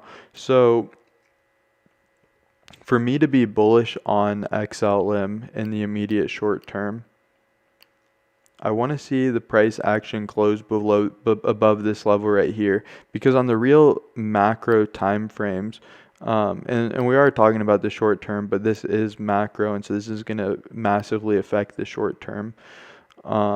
You have this level right here, and what this is it's the golden pocket for the trend base. And so if we were to hit this area, rise above it and hold above it, really what I'm looking at, and you see this with the price action multiple times, you see a touch right here, you see a touch right here, and what I want to see is I want to see the price hold above this, and then I want to see that it can break above this area right here. What it is showing is that there's not a massive amount of buying pressure, and I think a lot of that's relative to total market cap collapsing, which I'm going to go over in a second, because like I said, we can't just look at this one chart alone and start accumulating answers, because they're just not going to be there, and that's how people are going to get wrecked. So I want to see a break above this level. The reason I want to see a break below, so we can't start to become bullish until we at least break this level right here. Then, another tick of the bullishness is going to be, we need to break above this level, because it's shown multiple times. Oh, right here. It's shown multiple times that it's resistance, but it looks like relatively this but this isn't significant. Yeah, so just this level right here, we want to break above, and then as soon as we break above this level, the significance of this level right here, this is the 0.382 level, the 0.53 level, it invalidates this downtrend. So right now what we're working with is we're really working with a downtrend. So you see the price come off, you see this blow off top, and then you see the price come down. Well, the price is still setting. If you look at this hump right here, this is a high, and then this is a lower high. So there's nothing really saying that we're doing anything other than we're still in this downtrend. Now, in the shorter term, you know, you have a high and then a lower high, or a low and then a higher low and then a higher low. So this is a consolidation pattern, and we did draw the symmetrical triangle consolidation pattern because you have this high and then this lower high. So this is textbook's consolidation pattern. So we're looking for a breakout of this level. We're looking to possibly come into this area. This would be healthy, but there's nothing to say that we're not going to break this level. So we want to see this level hold, especially when we zoom out into total. Did Bitcoin go in lower than is Bitcoin going lower than 52? Let me take a look at it. I'm just gonna go over total real quick because that's important for everybody. That's important for altcoins, that's important for Bitcoin.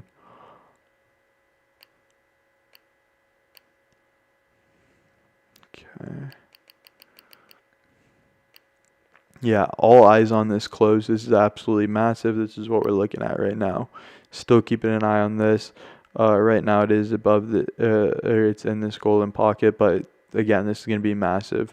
If we get a close anywhere like around this level right here or below, that's not going to be good for alts. That's not going to be good for Bitcoin, and I would stay out of XLM and Bitcoin. So because there's no, like, because money's going to be leaving the space.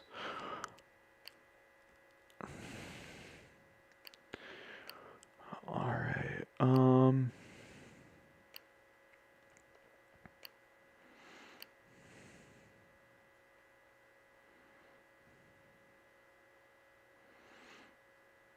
We could hit this target right here. The charts have been validated multiple times. We could hit this area right here at 54. Where is this? 54.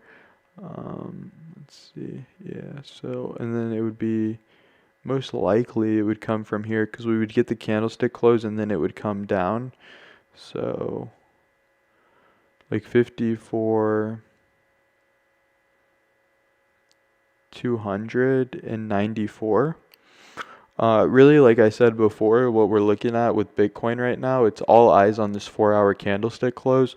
And right now it is bearish. It's not textbook and bearish engulfing because you do have this wick right here, but it's that same principle of, you know, you have this buying pressure and then you have a significantly more high amount of selling pressure, and then there is this extremely small downtrend in the immediate short term, basically going off of those ideas of like a 3 black crows pattern. But obviously this isn't textbook because they're not same candle length and they're not entirely candlesticks. There's some wicks and there's not 3 of them, but it's that same principle of like a small downtrend and some selling pressure. So yeah, all eyes on this 4-hour candlestick. If we do close above this level, we could just consolidate potentially down.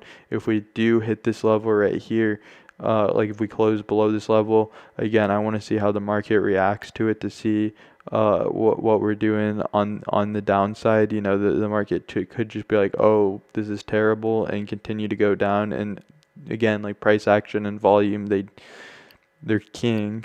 You know, if you look at the market, it's going to be priced in whatever the deal is, whether it's some news or whatever the deal is. Price action is king.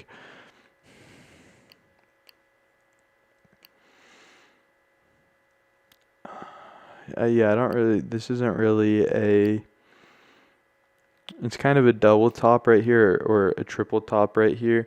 And again, there's this neckline idea right here. Yeah, on the relative term, like you would have this double top idea because again the price action does come in from the bottom, so this would be relatively valid. So you have this double top idea, and then the neckline would on it would be right here. I'll just draw like a small line on it, just because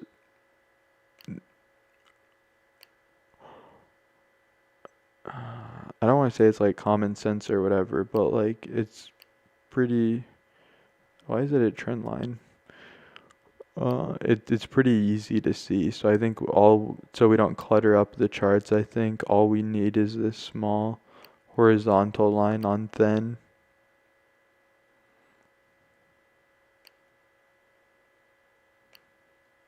And then I want to see it white. Yeah.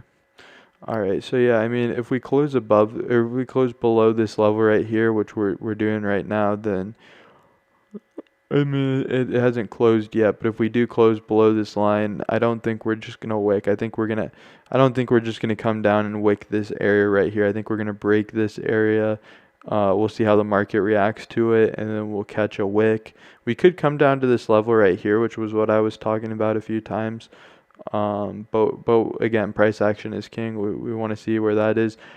Really, a really good idea of where would we be going if we do get that bearish candlestick, which is why I was like, stay out of the markets. Right now, we need to figure out, like, what you call it in trading is it's called a falling knife, and what you don't want to do is catch a falling knife. And that's basically where the price action is coming down and not finding support anywhere, and like trying to like buy in or whatever, unless you're doing extremely small cost-based averaging and you're willing to eat up a little bit of that. And so I wouldn't really recommend longing and do a cost-based average like on like just the drop with no TA backing it. Because that's how people just get absolutely wrecked. But what I mean is like best strategy as far as like TA goes and like being like a trader and like really understanding markets and whatever is waiting for the bounce and then getting in. There's other strategies and we can go over them, but like it's just not it. I can't tell you guys anything that's going to potentially lose you money because some of these wicks can be absolutely brutal. So that's just why we don't catch knives. It's a winning strategy, relatively speaking. But if you just catch some massive knife, you're gonna just get wrecked. All right, so yeah, this is the measured move right here for anticipation. We could definitely hit this level if we do close this, which it looks like. I mean, we can't really say anything because it hasn't closed yet. But if it does close, you have this bearish engulfing on this, also confirming the neckline on this double top, hitting this level right here potentially to start out with.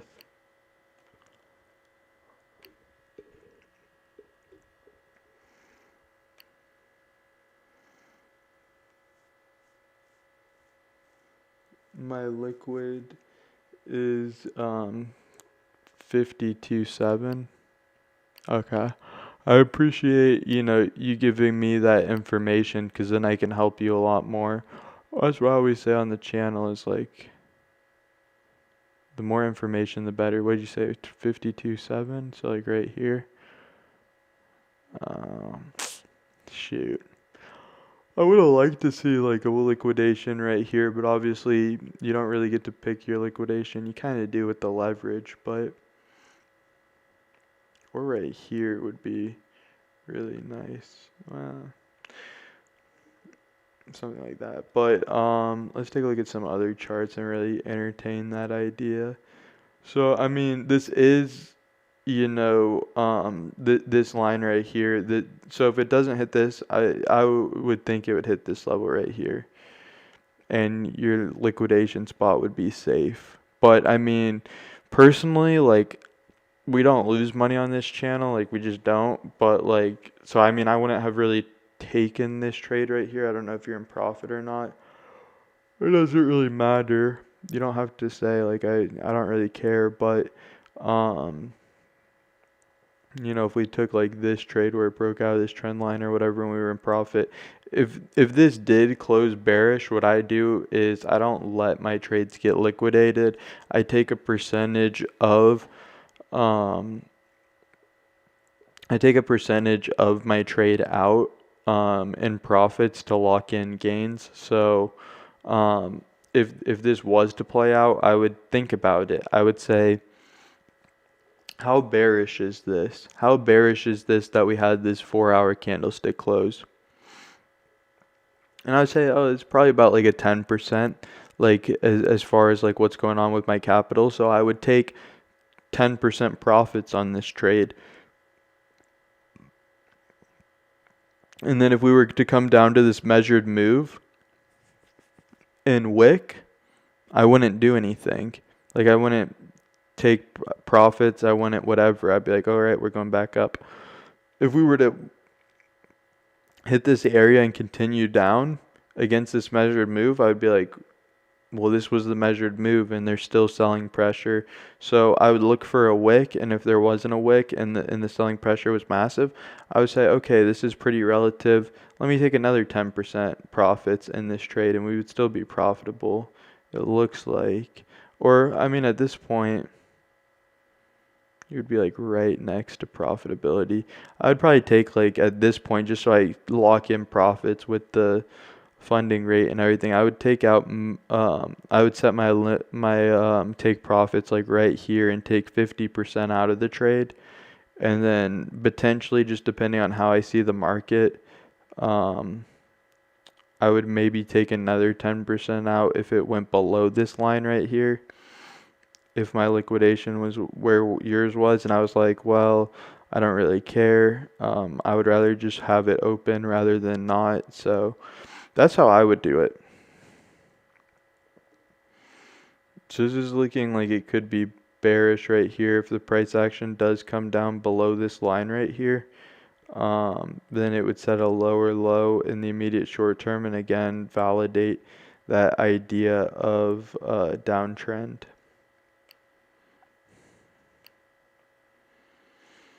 Let me see if there's more questions, but I hope that really helps you out. Yeah.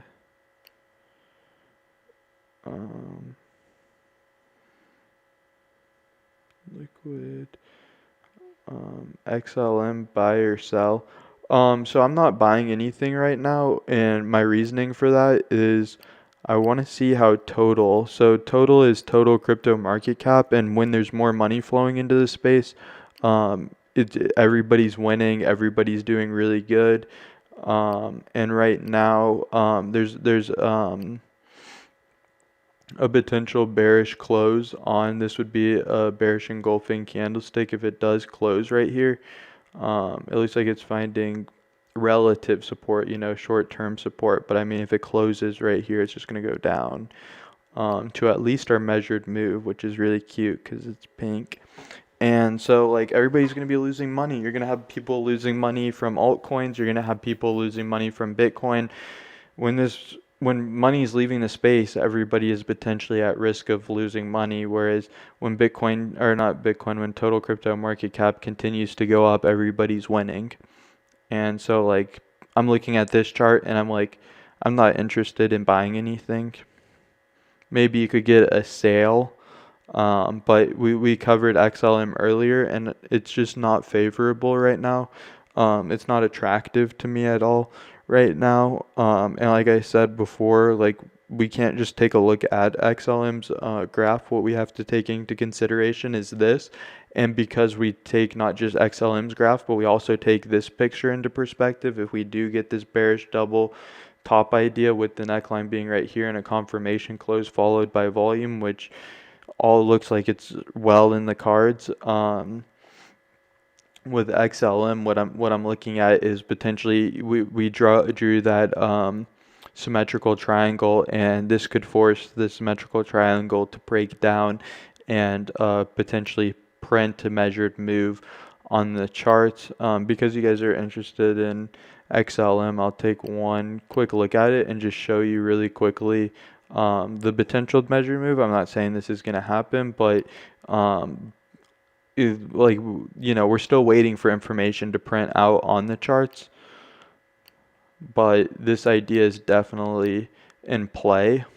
And unless I was extremely bullish on the project, which I do hold the XLM, but it's not a massive position of mine.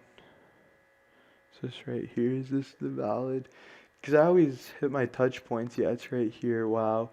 Yeah, I mean, so if you measure it from right here, because technically this is a touch point validating this trend, if you measure it from right here, and this is just insane, but like this is on the charts.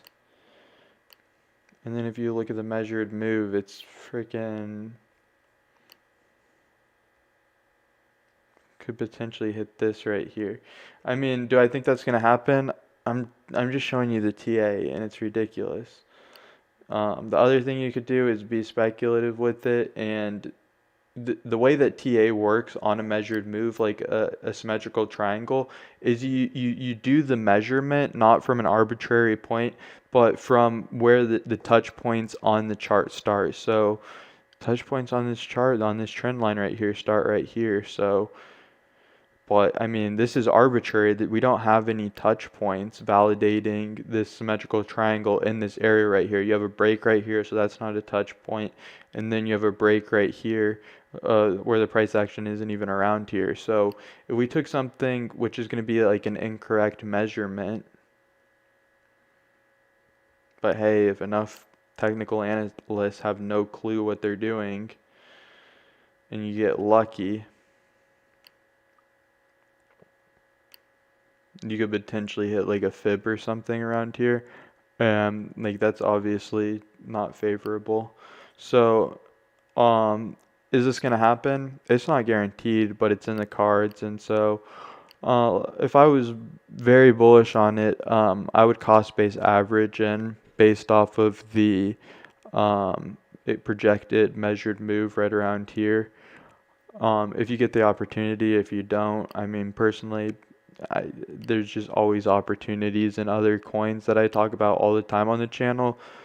Again, like I understand XLM and it is my cross uh, border payment method, you know what I mean? Um, Thanks a lot. Hope you are right. I have a really good track record, but it's right in the sense that like it's the correct TA and I'm telling you exactly what you need to know.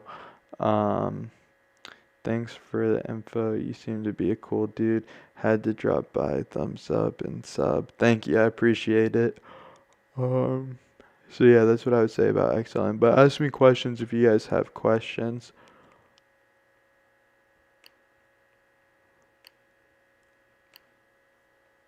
Um, let's see. BTC, USD.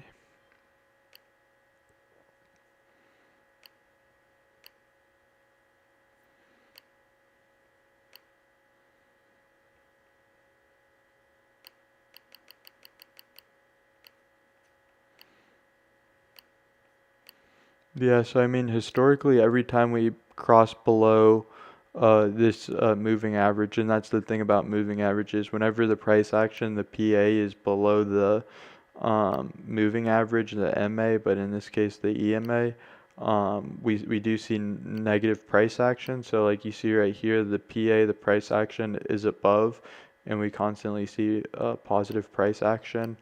And then again, and then you do get these wicks, but this is relatively, it's just very bullish. But there's so many charts examples of it where you'll see the price action fall below the 4 hour and then be bearish. It looks like historically it's done relatively well. And because you get this touch point right here and then a measured move, because you get this wick right here and then a measured move, we could get this fractal idea of coming up with the measured move, or because we see like such accurate TA with this, we have to look at the 4 hour because obviously it's very relevant. You see it right here, you see it right here, you see it all over the chart. You guys get what I'm saying. So we're on the 4 hour, we're looking at the EMAs because obviously this is what the price action is validating, and what is price action is king. in technical analysis and what's going on with the markets. So if we looked at this level, and obviously it's bouncing off of right here, well, potentially, we definitely could get the fractal ideas that, we hit that level and bounce. Definitely. The other thing is, well, if this technical analysis, if the price action keeps validating this as a significant indicator, then right here would be the next logical indicator to possibly find support at, and then like everything I said, and then I tell you my exact strategy on how to take profits is, like if we get that bearish candlestick close, I do expect the price to come down. I would take profits right here. If it didn't, I wouldn't like take stop. I wouldn't put like not a stop loss, like a take profits area right here. If it was to come down below this line, I'd be like, okay, well, why didn't it find support right here? And if there's a lot of volume and it looks like it's gonna not just wick but continue to go down, take more profits. Take profits, and then I gave you some other things. But yeah, that's literally the best thing I can tell you. And I'm coming at you from like how I would work my trade. But like I said, there was no real pattern in Bitcoin, so there was nothing really to trade from my thing. I mean, potentially you have something like here, like a downtrend, and then a breakout of the downtrend, maybe if you got in there. Nice. And then, yeah, just take profits.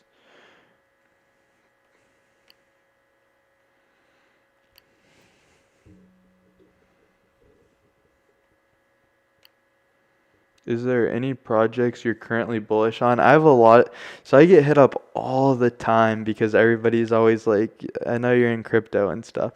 And this is like the thing that everybody always says to me. They're always like, is there any like really low cap thing that you think is just going to explode and whatnot? And I've showed my low cap portfolio quite a bit. Before my main thing was Cardano, and I was always just on the channel like Cardano's so good, and it was because it was a 10x on, and I think there's still potentially a 5x on top of it, conservatively. But so I think if you mean like larger cap, like, but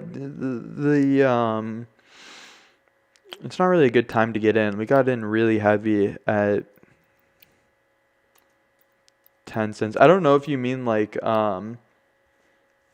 market cap. I don't know if you mean like as far as like I'll answer this, like just give me like exactly your criteria, what you're looking for. Like, are you looking for like a large cap, a small cap, a short-term hold, a long-term hold, a mid-term hold? Like, give me exactly what you want, and then I'll answer it. Because like I'm doing Cardano right now, but you might be talking about like small caps or something. Um, but like in the video, there should be, it says, I like ETH. Oh, does it say just ETH, ADA? Like all those coins are pretty good. Synthetics is good. SNX, USD. I don't think synthetics is in there. But I mean, but like, let's see if there's, yeah, there's a little bit of clarification. Nice. That's the 4 hour. Nice. Let's hit the measured move on this. This is a 4 hour. I think I drew this on the hourly. Trust me, the touch points are there. I know how to do TA. I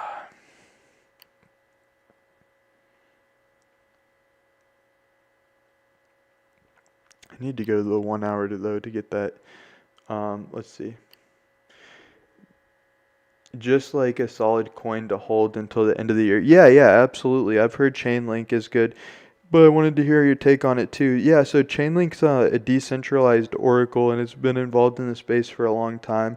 I do hold some Chainlink, and I think it's a really good project, and we cover it a lot on the channel along with the TA with it. Long term, yeah, it's not really risky at all. The only thing that we've been covering quite a bit when we talk about Chainlink on the channel is you see competition to it, like Umbrella, APY3. I can't think of too many. off the top of my head. Please tell me if you know if I should change. I always do isolated margin. I always do isolated margin. Cross, I mean, it's your call, but take your losses is like what I do. I wouldn't do cross margin. Like, did my open trade, did my liquid change an open trade? I don't know exactly what that means. Did my liquid change on open trade? But yeah, I'll cover your question as we're looking at his thing because he's probably stressing out. So Ethereum, yeah, is a good long-term hold. Relatively speaking, there's a lot of competition in this space with Ethereum right now. Or not Ethereum, Chainlink. You're probably like, what are you talking about, dude? Yeah, so with Chainlink, there's a lot of competition in the space with it, but there's not really any real comp. You know what I mean? Um, I'm very bullish on Chainlink as a decentralized oracle. So what oracles do is they fact check in the crypto network. So constantly there's a lot of on like let's say synthetics. There's a lot of information coming in like oil prices today are this price and this price. And basically what oracles do is they take and validate the real world information that's coming in to say okay yeah this is correct that the oil prices are coming in at this level. They basically fact check to make sure that the information that's coming in to these projects like so like it's obviously massively important to Ethereum and is critical infrastructure.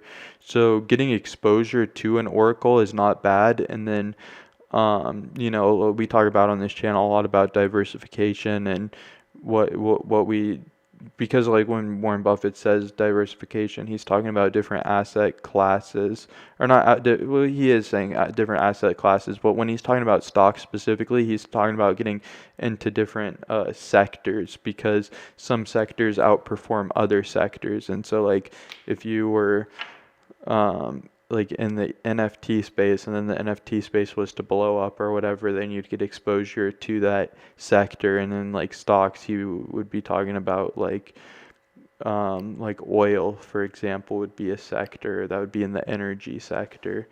Um, but like blah blah blah. So like it's hard to predict. Like there's like crazy events that are like once in a lifetime, like what happened with the oil sector. And so having diversification into other sectors, you basically don't have to predict, and you can like if something happens to that market sector that nobody could predict, whether it's bullish or bearish, um, you get exposure to it. So like for example, in the cryptocurrency space, like DeFi, decentralized finance, there was a big Binance craze. There was a big craze on like Polkadot and Cardano. Like you're exposed to different sectors, so you take advantage of those hype cycles that no one can really call in the beginning. They can only speculate on. So getting exposure to Cardano or to Chainlink is not a bad idea if you're looking to diversify in sectors with a decentralized oracle. That would definitely be the most conservative. As far as cross-border payment methods, I went over earlier. I do hold a small amount of XLM. I do hold a small amount of Chainlink. I have a larger portfolio, so um, I have a larger portfolio, so like it's a relatively decent amount of Chainlink and a relatively decent amount of XLM. And then let's take a look. So yeah, I mean this is just we'll see how this candlestick closes. But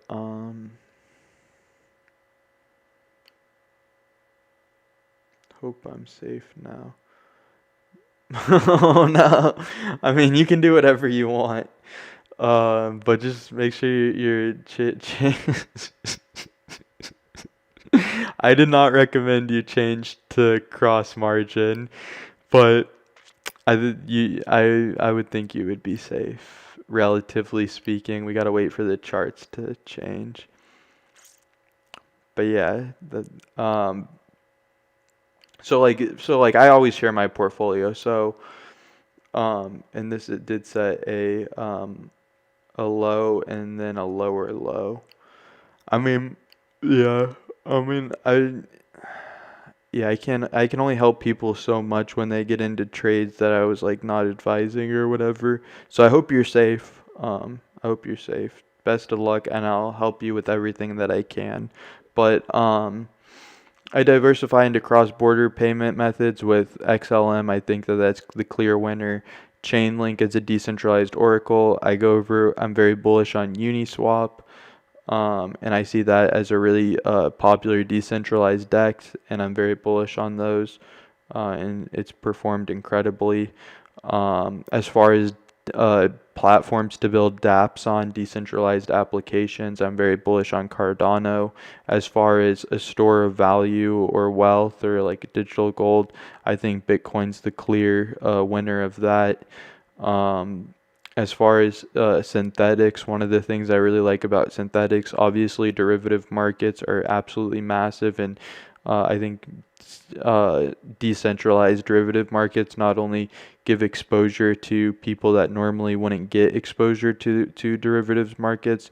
One of the nice things about the decentralized finance space is that, when you're going on Compound, you don't have to ask for a loan, you don't have to show a credit score or anything, you just provide collateral and you're given that loan. That's a huge opportunity getting into the derivatives market. It's going to be very difficult. People want to see, uh, like with the different brokerage accounts, it's mostly for the top elite. That's like their game, is playing derivatives market, and it's a huge multi-trillion dollar. That's where most of the money is in derivatives, and so it's obviously massively substantial. And to give that back to the people, that's absolutely massively substantial. And then just on top of that, and I don't want any of you to FOMO into any of these coins. I'm not telling you guys to go out and buy all these coins. I always tell you guys the best opportunities for them. Like I told you guys, Uniswap the other day was massively undervalued. It went up 25%. I told you guys, oh, we're gonna get back into Cardano. It went up 20 something percent, like 25%, something like that. I told you guys, oh, Chainlink's undervalued. I think it went up like at least 10%. So I'll tell you guys the opportunities. I always do, and I don't recommend FOMOing in. And these coins are a smaller position of my portfolio. Most of my portfolio is made up of Bitcoin, Ethereum, and Cardano. Um, but I do diversify into these other sectors. And so synthetics, the other reason I'm bullish on synthetics is I'm bullish on synthetics because there's not a lot of competition in the space. There's only I can't even think of, there might be a new cryptocurrency that works on derivatives. I think there is. I don't remember the name of it, but nothing really like synthetics. Like it doesn't have any real competition right now. And so those are some decent starts.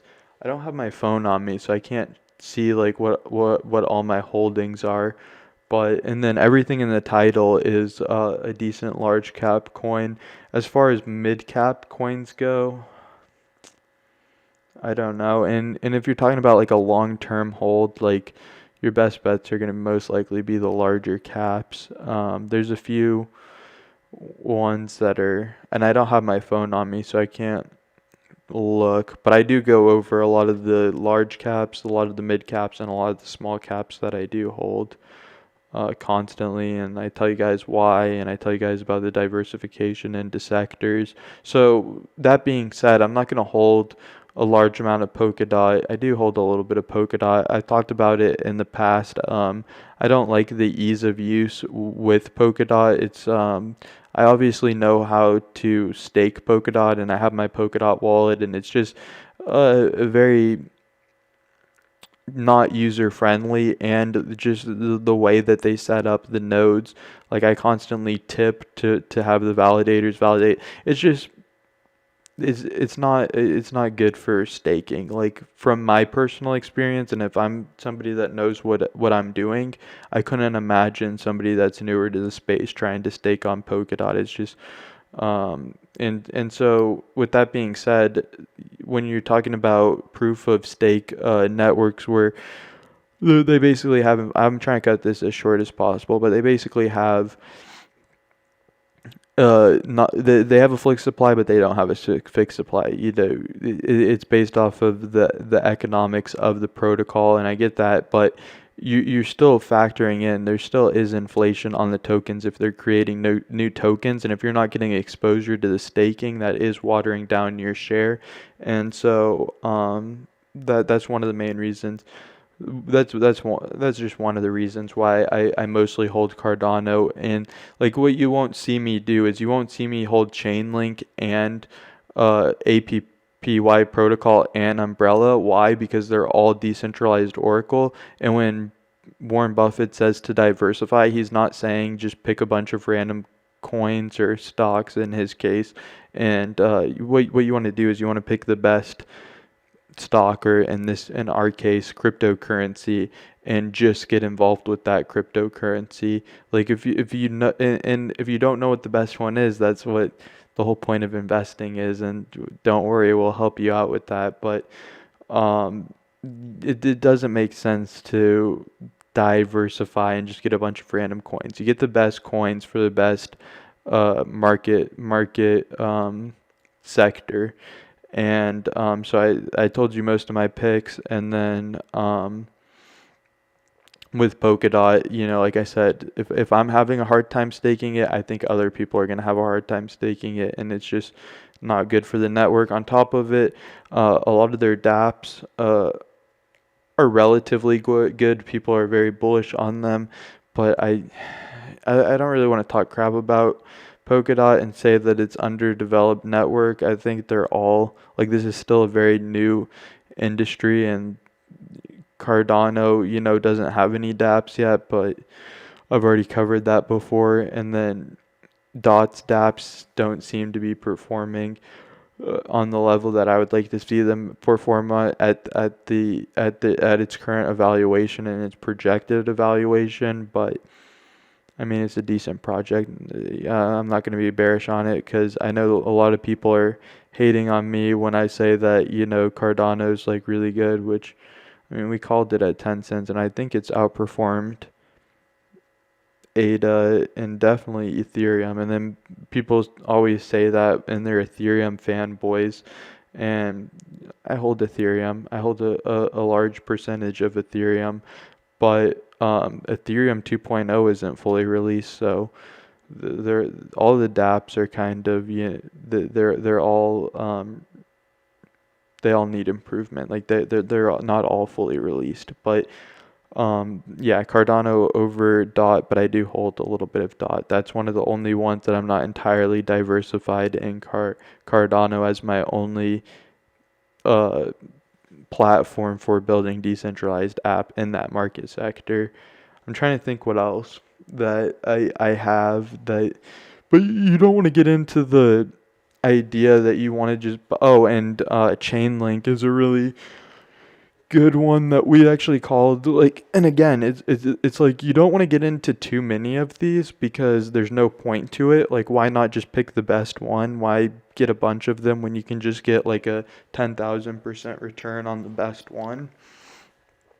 And with these larger caps, they're pretty guaranteed. So I mean, getting the best one comes down to your experience in the market.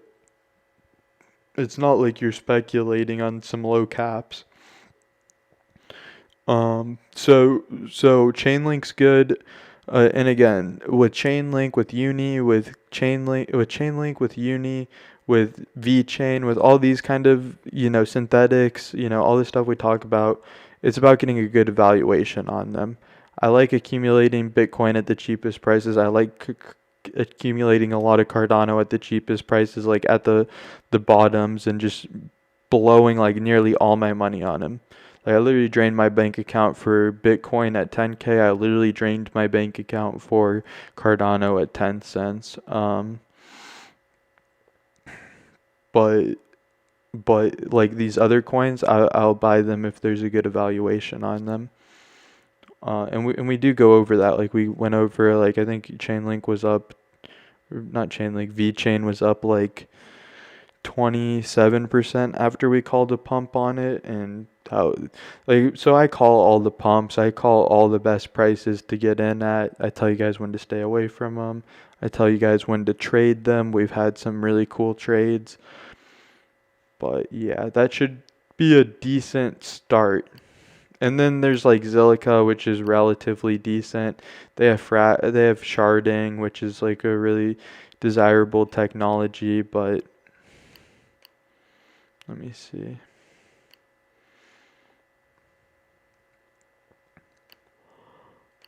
Yeah.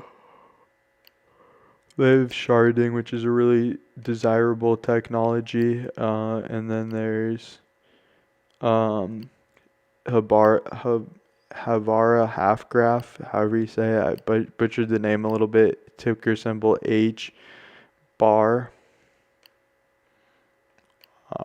But yeah.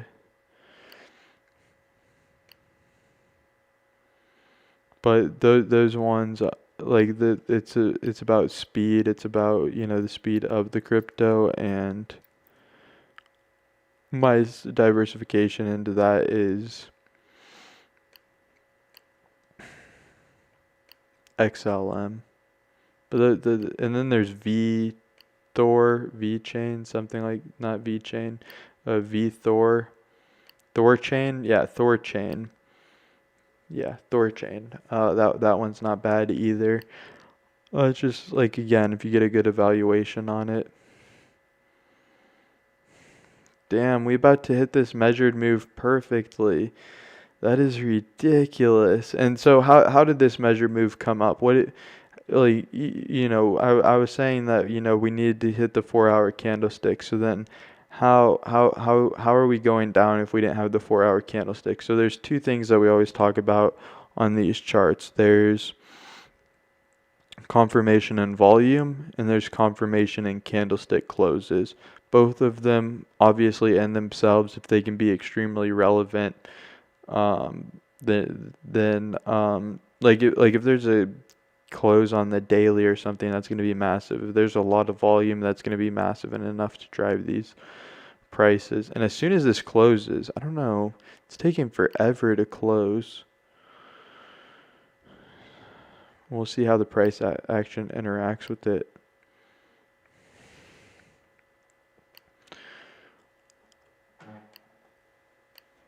But damn, this measured move. We've called so much on this channel.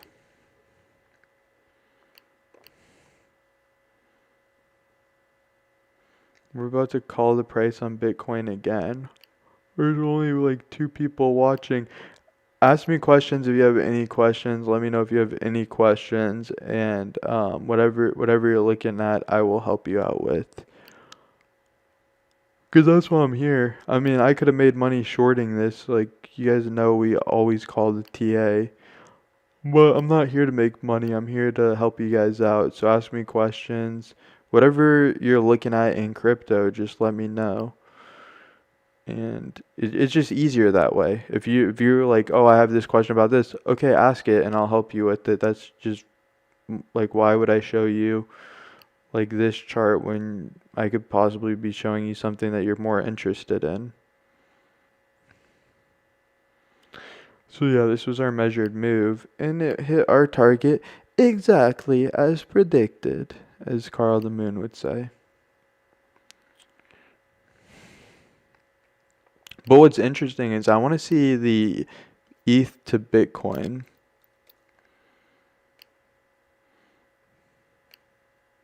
So yeah, I don't like saying I told you guys so. So I try not to use that in my vocabulary as much. But yeah, last time on the channel, we just had a really hard time with that. So I'm not going to stop saying that, but just know that I'm not saying it in a mean way. Like, and it's not like I'm telling, like I told you guys so, as in like you guys were arguing with me or anything. All I'm saying is that previously I told you that this was most likely going to happen, and it's exactly as predicted. So we wicked this area right here, and I said we're most likely going to come down and hit this, and we did. Really, all we're looking for right now is this, and it looks almost inevitable. but we'll see. At least over the long term, it looks almost inevitable. So this is Bitcoin to ETH comparative chart, basically showing how strong ETH is. Let's see. Let's take a look at ETH real quick. This 4-hour candlestick is just going to be absolutely massive for these guys. And again, I think, like I said, people thought I was crazy when I was charting these levels. ETH is just going nuts. Oh my gosh. And like I warned people about this. I told people about this. I said I just want to save people a lot of money. I want to help people out. Oh my gosh. Exactly as predicted. This was our measured move right here. And I said, listen guys, people are going to say that I'm crazy. People are going to say that I'm committing treason, like I'm a crypto guy, but I'm saying that ETH is bearish. I said, guys, we had everything on the charts to say that that was the case. I'm really not trying to say that one project is better than who cares about people's opinion? I'm just showing you guys what's on the chart. And this is what's on the chart. And we hit our target exactly as predicted. Now, potentially we could be looking for right here. Let's see. People are just getting wrecked.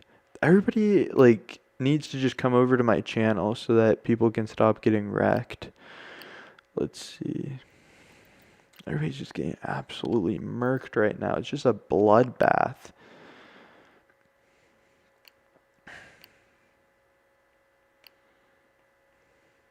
Nice. And I did predict this also. I told you guys, I said I'm not looking for this. I'm really not looking for this, but I'm saying I'm looking at the charts, I'm reading the charts, I'm seeing what's going on right now, and I just can't in good faith, like it wouldn't surprise me if this does. Now I'm not saying that the price action is not going to bounce here. I think it's almost most certainly going to bounce here before possibly moving down lower, which is definitely in play. I just really hope more people sub to my channel. I don't need the money. We've already been killing it so much. Almost over just about $500,000 traded in profit with not a single penny lost. I really don't need the money, but I just want to help people not get wrecked. I mean, look at that. I mean, not like we get it. We called the price action. We call the price action every time. This is by far obviously the most underrated channel on the internet. Everybody gets that. The thing is though, you had this head and shoulders that we were talking about. You have this wick right here, and then you have this wick right here. And trying to talk with an accent. You have this wick right here, and this is a low, and then this is a lower low. You know what I'm saying? So not good in the short term. But that's going to perpetuate that idea of ask me questions if you have any questions. Is there anybody watching? We have 3 viewers. Please ask me questions. I'm here to help you guys. So just let me know what your questions are, like what you want to look at. If you want to look at Bitcoin, Ethereum. Like I said, I'm not here for viewers. I'm not here to like clickbait or whatever. I'm here to help you guys out, and I can't help you guys out if I don't know what you guys are looking at. Like if you're looking at Bitcoin right now, obviously this chart isn't going to be, like this is a very significant, very important chart, but if you're not looking, trying to do that accent, but if you're not looking at Ethereum, this isn't going to help you out, and I'm really just here to help you guys out. I really do mean that.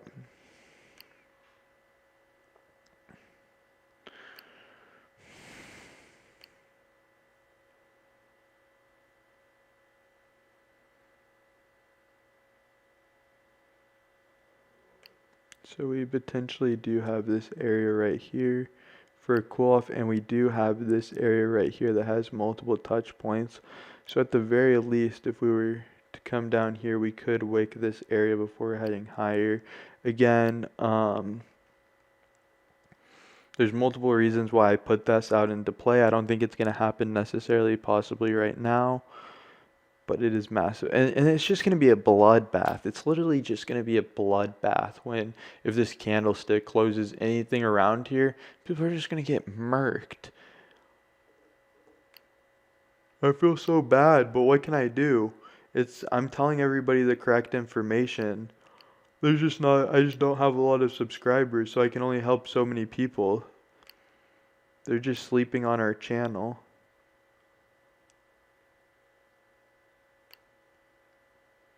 Yeah, ask me questions if you have any questions. Can you show Bitcoin?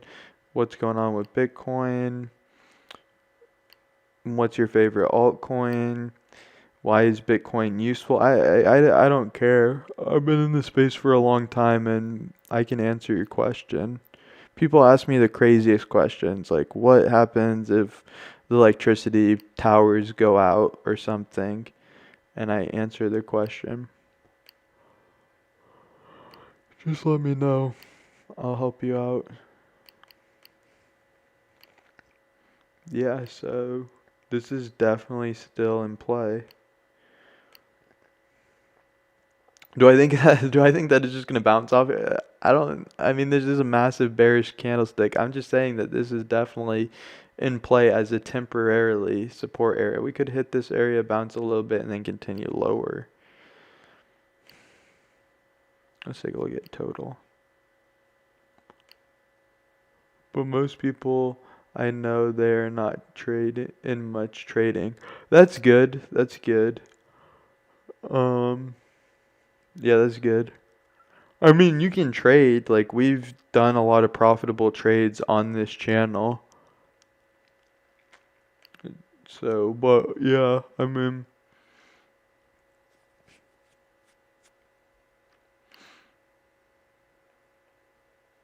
that's good for them though, especially right now in this bloodbath. I'm telling you, people are just getting annihilated right now. And I feel so bad, but it's like, what can I do?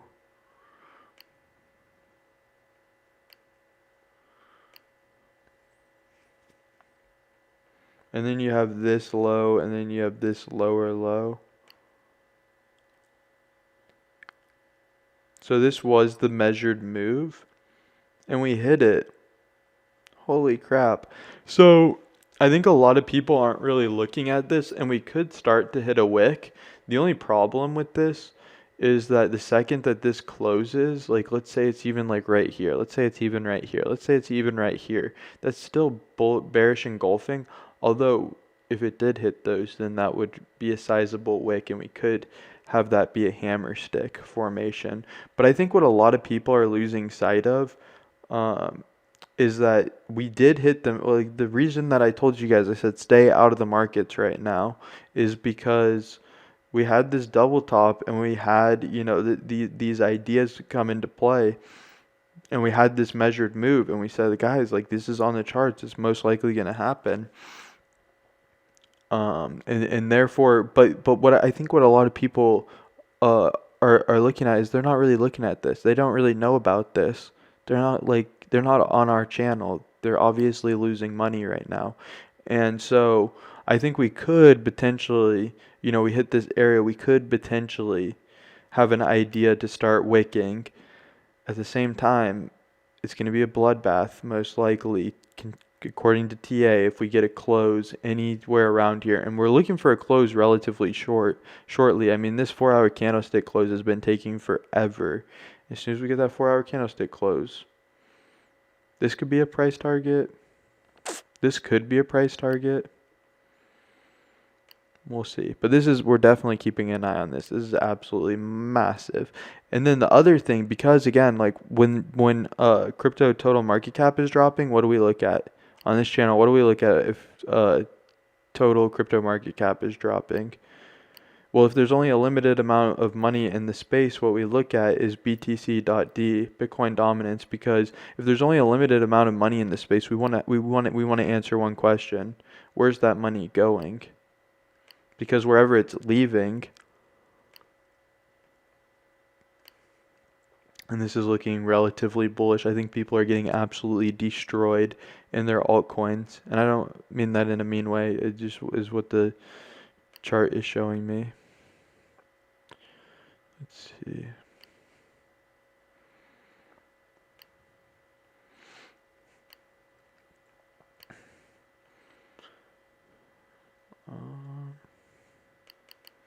Yeah, so we definitely have to keep an eye on this. We definitely have to keep an eye on this. I mean, nobody's gonna be looking at this. Nobody's gonna be like, they're like, there's no way alt season is over. My favorite YouTuber told me that alt season isn't over. Well, your favorite YouTuber can't go second by second this live chart right here that shows the neckline, but I can. And if we do break this neckline, this is the measured move. So, we're definitely looking at this level right here.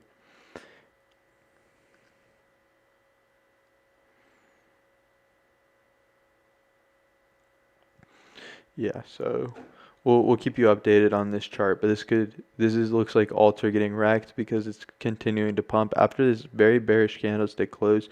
And like I said, like all things considered, we had to keep looking at this because total was looking bearish. Again, I'll keep you guys updated. Could go either way. We trade based off the TA, not speculation. So we'll see what happens on these charts. I'll keep you updated. But if we do break above this level, close a 4-hour candlestick close, that would be massive. And then if we do hit that, like I said, this double bottom idea could potentially come into fruition. That would be massive.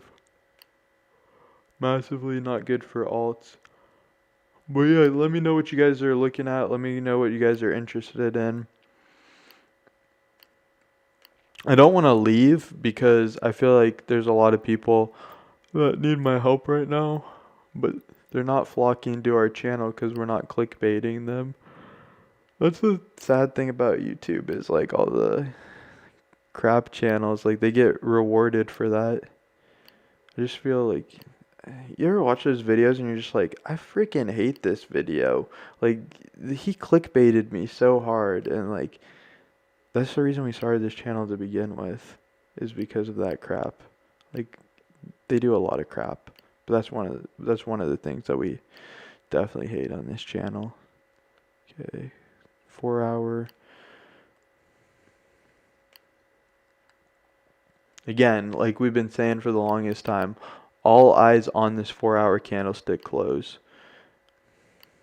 We breeze through all these different levels. That's what I was thinking. And then all eyes on this, all eyes on this. Again, if it does temporarily hit this area and bounce, that's one thing, and that's definitely in play. But don't expect, like, if you're like, oh, it just bounced a little bit, don't expect it to not bounce right here, consolidate, and then move lower. I mean, both ideas are in play, but essentially, like, you had that trade. I'd be taking profits right here. And on that 4-hour candlestick, if it's anything like this, I would be taking profits on that 4-hour candlestick close. I mean, you can do what you want, and you can get upset with me if like the chance of it like going down to 47 and you're like, oh, it didn't go down to 47. I don't think it will go down to 47, but so I mean, you can keep it open, but like it's just in a bad situation. You know what I mean? According to technical analysis, you want to diversify your risk and make sure that you're always trading based off of a risk portfolio with measured moves and stop losses, and you always want to have a game plan. And so like what I would be doing is, again, that 4-hour is massive. So if that 4-hour closes bearish, like I would have to take profits right on that. If it broke, not putting a stop loss right here. If it broke this level, I'd be like, okay, 10%. I would be like, okay, 10%, 10%, something like that. Or is this already 47? Shoot. But yeah, I mean, I always cost base average into trades and I always cost base average out of trades, and we just absolutely kill it on the channel.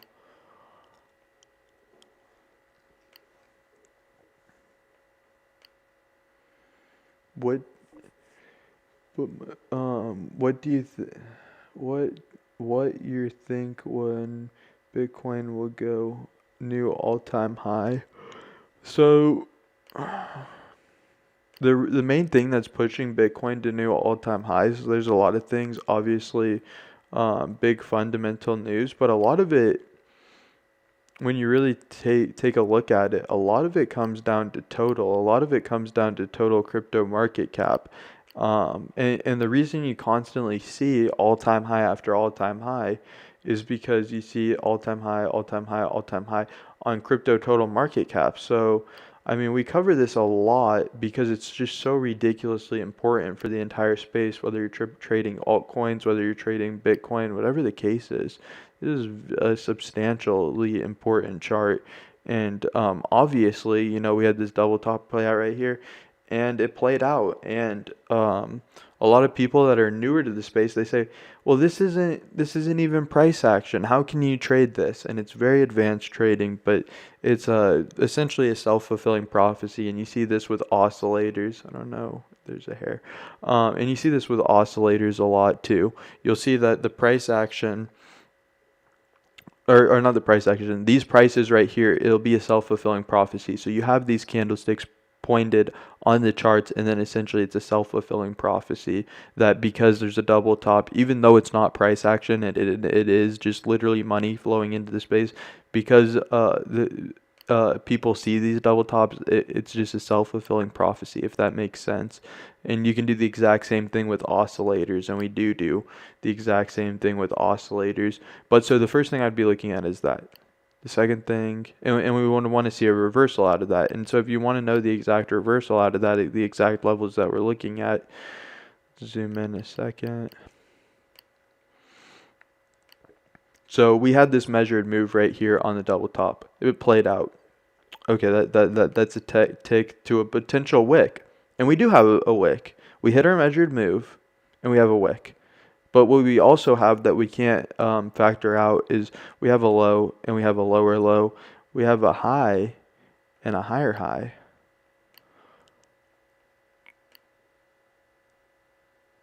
So potentially right here could be the start to a downtrend in the shorter term, because you do have in the medium term time frame, you do have a high and then a higher high, which is bullish, but then you have a low and a lower low. So really what it comes down to is this downtrend right here. And so what we would do, I think we already did it right here, it looks like, yeah. And then we just have to adjust it because it did go down to that measured move that we had. Yeah, so right here. So like I said before, when you want to figure out, okay, there's a blow off top, like this is a blow off top right here. When you want to figure out like a blow off top, like, okay, when's the price going to go back up? Like your question right there. Well, when you're looking at the bullish scenario, you would use what's called a Fibonacci retracement tool. When you're looking at something like this, which is extremely bearish, what you want to use is the trend-based Fibonacci tool, which we talk about, which is the inverse of the Fibonacci. And like I say, everything in trading has an inverse. And like just like there's double tops on this chart, there's double bottoms on the BTCD that we just looked at. So if there's something like this, the double tops, there's the opposite, the exact opposite. If you were literally to flip the charts over, you would have the exact opposite. And so we use this. This is the exact opposite of a Fibonacci retracement tool. This is a trend-based fib. And what this tool is used for is to figure out, okay, yes, we went down here. When are we going back up? When are we going back up? And again, taking a look at the technical analysis with the patterns, I do like a lot that we had this. I don't like the fact that we had this lower low. But in the more macro time frames, there still could be a reversal idea. So that's why we have this pulled up right here, and we're talking about this idea. Okay, with all that, understanding of the TA out of the way, let's go over some numbers right here so you can get definitive answers. Right here, if we do come up and we wick this area and then continue down, that would be a bearish retest. If we do come up to this level and break above this level, that would be massively bullish for, at this point, this is called the golden pocket. If we do hit this area right here and come up, even if we wick it, that would break the support area, and then that would basically be like step number one in being bullish. And then if we were to close above it on something significant that everybody trades on, which is the 4 hour, and everybody knows the 4 hours is significant, if we were to get close above this level right here on the 4 hour, that would signal to me and any other competent trader, okay, now we can start looking at the idea of a reversal out of this downtrend on the smaller time frame and start again negating, like not negating, but to entertain the idea that we are that this is the bottom of the wick and we're starting to go back up. And then essentially once we hit this area that we always talk about is so substantial and we call so many crazy good price predictions on this, and I don't even know if price prediction's the right word. We'll use price prediction, but I always talk about this because it's absolutely monumental. And most people, like I said, on this channel, you're going to see TA that you don't see anywhere else. Like if you read textbooks on TA, you're going to learn that everything that we do on this channel is 100% accurate. But like I said, a lot of these channels, even the bigger channels, the channels that are way bigger than us, because like this is obviously underrated, crazy underrated. A lot of the bigger channels than us, they don't know how to do TA, technical analysis, as well as we do. We know how to do technical analysis far, far better than most of these guys. And so you're not going to see on a lot of channels them talking about a reversal out of a downtrend by hitting the 0.382 level. But that is a textbook play right there. And it's and if you read any textbook, you'll see it. It's not like the information's covered up. They just don't know a lot of the TA that we go over. So you don't see it a lot on their channel. But yeah, that's really what I'm looking for. I want to see this, I want to see this, and then I mean, you can obviously get the support and confirmation and volume, but yeah, I mean, yeah, it could go either way, with the confirmation and volume. So essentially, if we do get a massive wick up and we hit this area, then we can start looking at a reversal idea, and then we can start talking about, okay, let's take a look at the charts now, because we have the reversed. Well, we don't have the entire reversed idea, because like, notice that price comes in. How did we predict this to begin with? And then I can show you why it wouldn't be the exact opposite when the price flips. So we predicted this perfectly. Why? Because the price comes in from the bottom and goes up to the top. That validates this double top, because that's how double tops work. The problem that a lot of people see is they see this top formation, but the price comes in from the bottom, and then that's just not correct TA. I don't want to confuse you guys too much, but essentially this is not going to be a double bottom. Like a lot of people are going to say, oh, well, here's one bottom, and then if we do come up right here, like you're saying, and I'm not saying we're going to come up, we need to print more information on the charts and look at these levels and holding above these key critical levels, and then that starts showing the reversal idea. But potentially if we have this bottom right here, and then we have this bottom right here, and then this would be the neckline, why wouldn't this be a double bottom? And it's because the price action doesn't come in from the top. This one comes in from the bottom, and the exact opposite of the double top, which is this, would be a double bottom, and so the price action has to come in from. But it could be as soon as we break this level is when we would start to become extremely bullish, because this is the candlestick body, and then this area right here would validate what this move is in the more macro time frames, to get that idea, which would be a continuation and full validation of this uptrend that we're in on the higher time frames, which we're clearly in an uptrend. So, and then really, like I said, this is kind of just like an early warning sign. Okay, we can start thinking about a reversal idea. Okay, this is really looking like we could definitely be invalidating this idea and either consolidating either way. But if we get a candlestick above this, we have to start looking at an idea that we're going to continue to go higher. And then, like I said before, this area and then this area.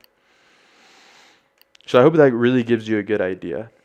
I hope that really gives you a good idea. I think that's the best. Um, I can't say that anything's here is financial advice. Um, I'm not a financial advisor. Just by the look, let's see what you're saying. What do you think when BTC will go new all-time highs? I'm 100% that you have more in. I do have more money in ETH than BTC. Yeah, I do have more money in ETH than BTC, but ETH's not going to be doing right now good right now. I'm looking to stack up a trade on ETH, which we've been covering really heavy. But I'm not bearish on like I'm saying that ETH is projected to do very poorly, and I'll go over the charts for that because, like I said, I'm not an opinionated person. I have charts to back it up, but to back up like not even what I think, but just the charts. Like we'll go over the TA on it. But I think that ETH relatively in the midterm is, and I'll show you on the charts again, is going to be performing less than what BTC is. And we did accurately predict that all today. I told you guys that that was going to be the case today in my earlier live stream, and that was the exact case. And then obviously we called the bottom on both of these. And it continued lower like we also predicted. I don't remember when we predicted that head and shoulders on ETH. It was either the last video or this video, but absolutely murdered it. But it is what it is. I really do think that ETH is going to have an incredible run this cycle. I think it's going to have like an absolutely incredible run. And all the YouTubers were, all the big YouTubers were monumentally confused why ETH was underperforming so much. And we had all the answers to it, which we went over, which was the ETH to Bitcoin comparative chart. But regardless, once we hit the bottom on it, I'll go over the whole chart with you in a second. But once we hit the bottom on that, you know, I'm just going to be stacking up massively on ETH, leveraging out my own Ethereum that I have. Like, so most people buy Ethereum with United States dollars or euros. But what I'm going to be doing is I already have a bunch of Ethereum and I'm going to be buying Ethereum with my Ethereum. So I'm putting my Ethereum down as collateral to buy more Ethereum. Doing a 1x leverage trade, which is like essentially no leverage, but they still do have a funding rate for it. So that's what I'm planning on doing at that level. And I think the returns on that will be absolutely mind-blowing. I think, like I said, I called the bottom on Bitcoin at like 10,000, told people to put their life savings in. I called Cardano at 10 cents. I think that this ETH trade that we're about to talk about is as substantial, and I talk about that a lot, and we'll go over that chart in a second. Just by the way, you are looking. What you're looking, I have only Bitcoin and VeChain, but next paycheck I'm planning to buy some Cardano. Yeah, I like our Cardano. I'm holding it for the long term. Like I bought a lot at 10 cents. Then we bought a little bit at 88 cents and then it spiked 24% in price after we bought it like 84 cents and then it went down like 5%. So I think I think it was like we're up like 20 something percent on it. So since we bought last, but Cardano for me just because you're talking about Cardano, I'm not selling it this cycle. And I go over that a lot why I'm not selling it this cycle. I have it staked on ADA Lite. Alright, so let's go over. But Cardano to me is not a coin that I'm looking at selling. Yeah, I don't know when I'm going to sell Cardano, if even. I really do think that. Nice, we called it again.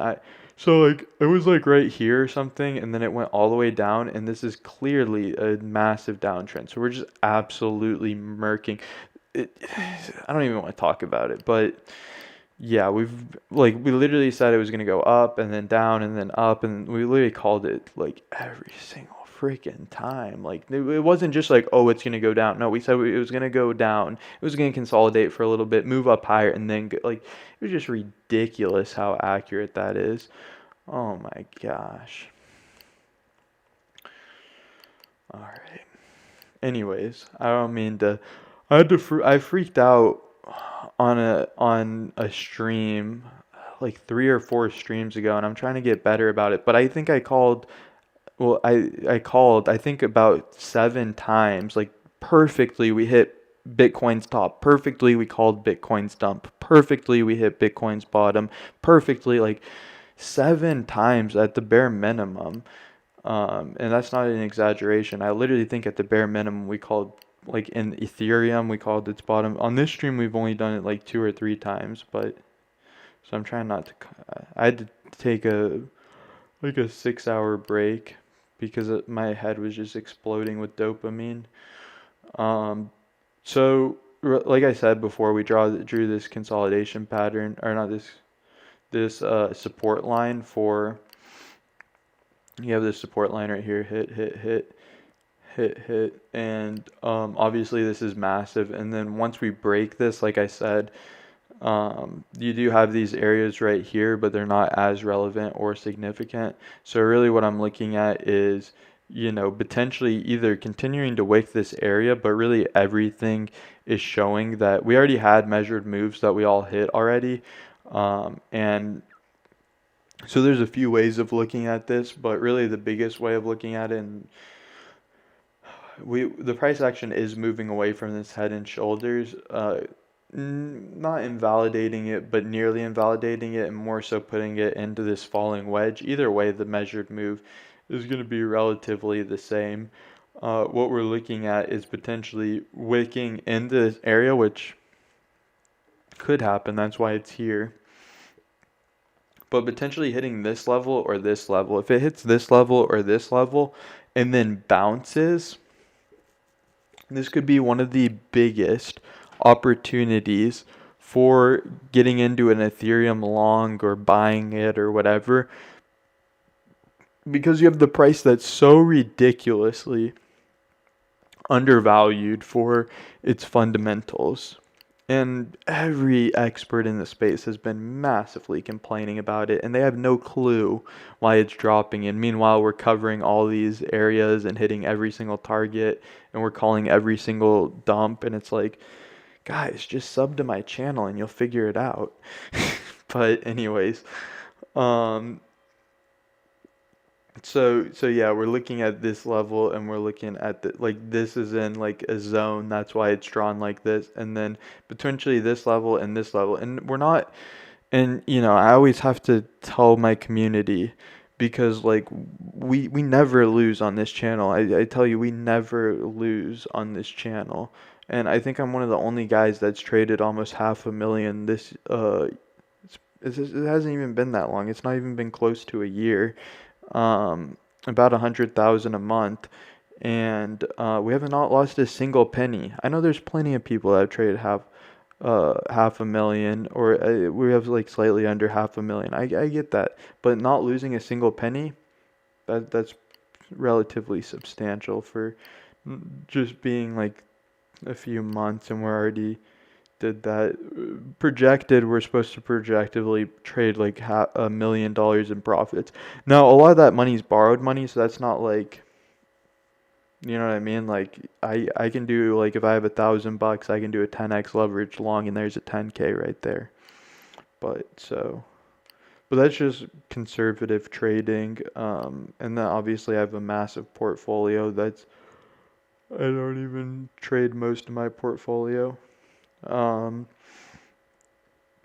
but Yeah, so we could come down to this level right here and wick, and we could come down to this level right here. This is why I told you that. This is why we always win on this channel, because you can't just put a limit order right here as soon as Bitcoin hits this level right here, or not Bitcoin, the ETH to Bitcoin comparative right here.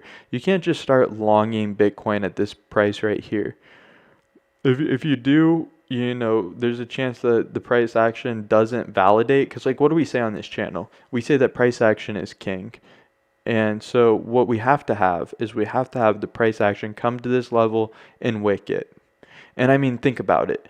If the price action comes up here and wicks it relatively decent, I mean, these are on the 4-hour candlesticks. What are you going to lose? Like, point maybe a percentage on an entry when you're guaranteeing like a 10,000% trade on leverage on 10x. You're probably looking at like losing like 10% on a 10,000% return trade. And people are like, what are you talking about? 10,000% return trade. Like I said, the fundamentals for Ethereum, like the fact that Ethereum is performing so undervalued and nobody in the space can seem to figure it out. And I'm telling you guys, we hit this level right here and bounce, and Ethereum could literally, and I can draw it on the chart if it happens, it could literally hit a parabolic curve and double in price. And if that is the case and you're on 10x leverage and the price doubles, that's a 10,000% move.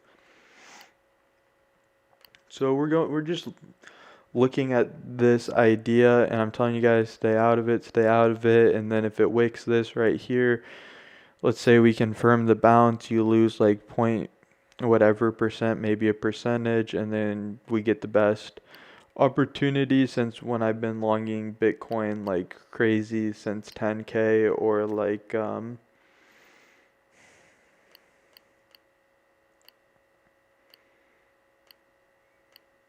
and this is obviously substantial right here. So we have the charted pretty nicely. And so essentially we would hit this area, potentially take profits, potentially take profits, potentially take profits. And then if we were to get the breakout on this, either way, it would be absolutely substantial. And if we were to get the breakout on this and just measure from this move alone, that's already going to be. And then, but at the same time, there's nothing saying that we can't come back to at least this level right here. And we'll go over all of it. But this is what I'm looking at right now. But then the fact is that once we hit this measured move, it seems that it would only make sense to bounce because of the fundamentals. We can't just look at the charts. We also have to look at the fundamentals. So yeah, that's very important. So I'm really tired. If I didn't explain that well, I explained it really good on like 3 other videos, and I'll explain it another time. So just sub to the channel. I'm not chilling. I'm literally trying to help you out. I'm just really tired right now. True, I didn't lose anything because I'm watching you, and I'm worst trader ever. Don't forget to also invest in learning charts, researching fundamentals. Yeah, so I mean, I read a lot of books, and then I actually did do a few courses, and that helped a lot. So I mean, I would recommend the books over the courses, but I mean, this is pretty much a live trading course 24/7. I mean, relatively speaking, I mean, I streamed 3 times the other day, and all I do is go over TA the whole time. So people genuinely ask me, they're like, how do I learn TA? What do I learn for TA? I said, subbing to the channel, like we go over so much TA. We don't just like cover consolidation patterns. We go over everything you need to know. Like if you need to know an Elliott wave pattern because it's in the charts, I will show you an Elliott wave pattern if it needs to be. I show you exactly what you need to know, and we know all the technical analysis. I know how to use every single one of these little tools, and we use them all the time. So if you want to learn all this stuff, I go over it all the time.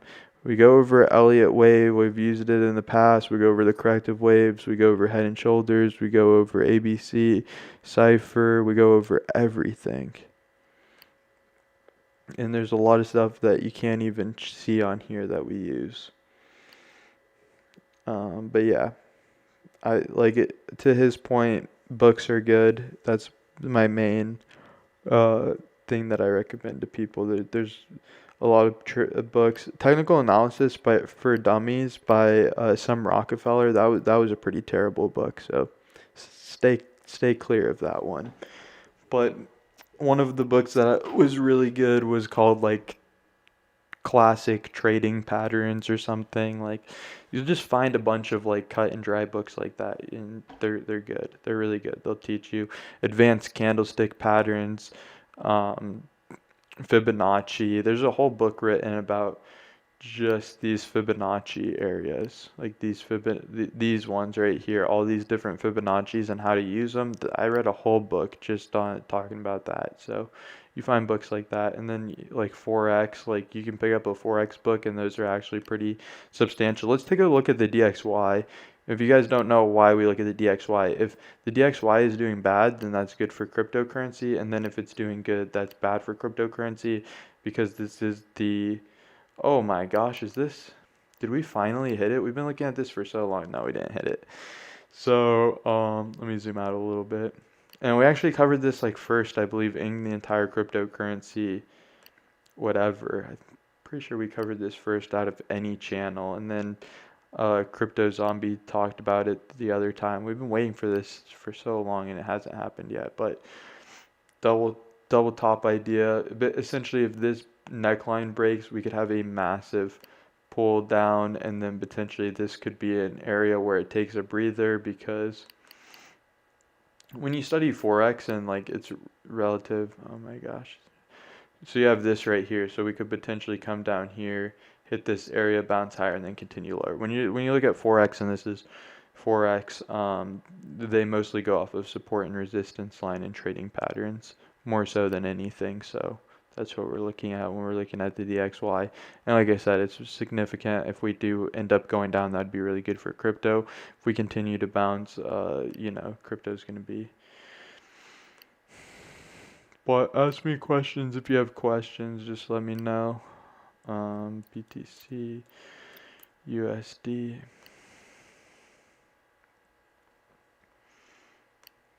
But something like that, like knowing to look at total crypto market cap, Bitcoin dominance.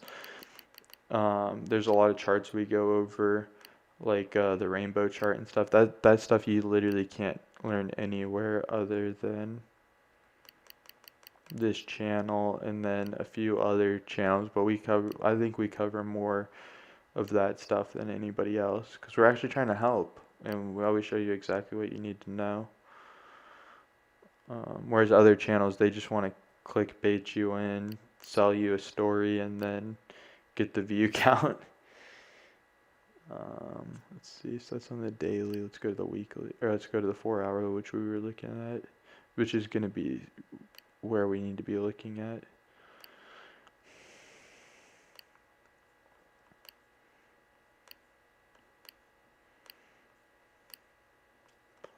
Yeah, so this is still in play right here. And that 4 hour candlestick has still not closed. That's insane. We still have not closed this 4 hour candlestick. But again, all eyes on this candlestick. As soon as it closes, we'll evaluate it. But it looks like this line right here is for if it closes like below this line, that's essentially bearish. I mean, really, you could drag it up to here, but at that point, it would basically be a morning star reversal pattern. It's not textbook because it's not at the absolute bottom. We would need to have the candlestick open right here and then wick and then cut back down for it to be a morning star textbook, but it's relatively the same idea where you have a massive amount of buying pressure. If that was the case, it's not the case right now. So anyways, we're looking for this 4 hour candlestick close, and we're looking for the crypto total market cap, which is extremely important to cryptocurrency, like all the different cryptos. We're looking for that close. We're looking for this close. So yeah, we still have not gotten this close yet. This would be absolutely monumental. What else are we looking at? That ETH close. So let's go to I think my favorite ETH chart, because we covered a lot. I think this is my favorite one. I think this is the most relative one. So yeah, we're looking at this close. We're looking at all these closes are going to be monumental. But it's getting so late. I gotta head out. So it's 3:54 where I am. So ask me questions. Ask me questions right now. If you have any questions, let me know. I'm gonna take some time to answer the questions. If you have any questions, let me know. I'll answer your questions. Because that's what I always do on the channel. I always am like, do you have questions? I don't want to just leave you guys. I'll answer your questions and then I will head out. And I'll be back on tomorrow for sure. But the idea of this reversing is not in the immediate short term. I mean, we could find support right here. We could find support right here. We could find support right here. This is hard to see, but this is a moving average right here. This is the EMA. But ask me questions. If you have any questions, let me know. I'll answer your questions.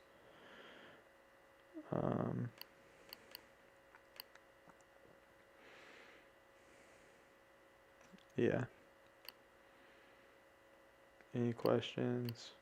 Please ask me questions before I go. I'm about to log off, but I want to know if there's any questions. So please ask me questions before I go.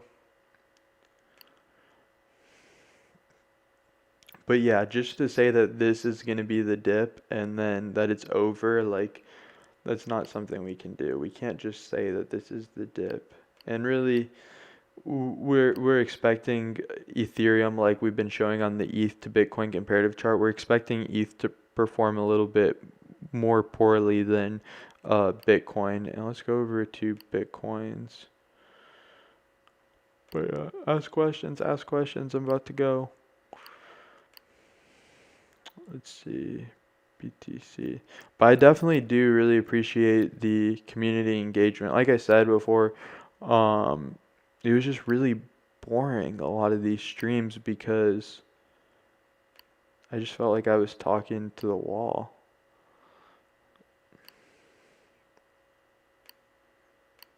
That's so crazy how these charts are just up here for free, helping out, calling the bottoms. But yeah, I really do appreciate my community coming in, and I was like, hey, I really want some more questions. I really want people to interact with like what's going on.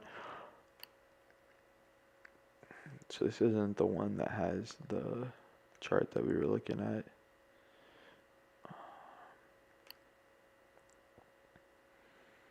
But yeah, when I came in today, I was like, guys, like I'm here for you guys. I really want you guys to ask me questions so I know exactly what you're looking for. Where did we not draw one? Or maybe it's on one of these other. I'm looking for a Fibonacci trend based for a possible reversal idea. I thought we went over that earlier.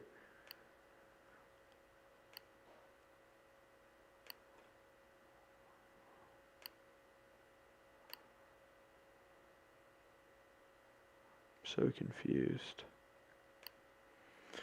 What's your buy zone for ETH? Mine is at 750. Nice. Yeah, so let's go over that for a second.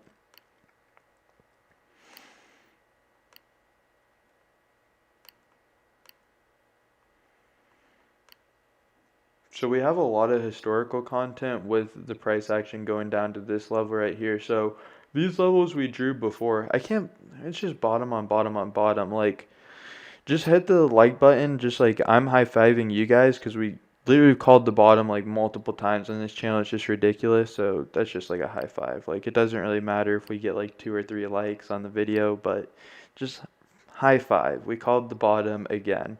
And this was a Fibonacci. These were Fibonacci areas that we were looking at. Fibonacci retracements that I charted out.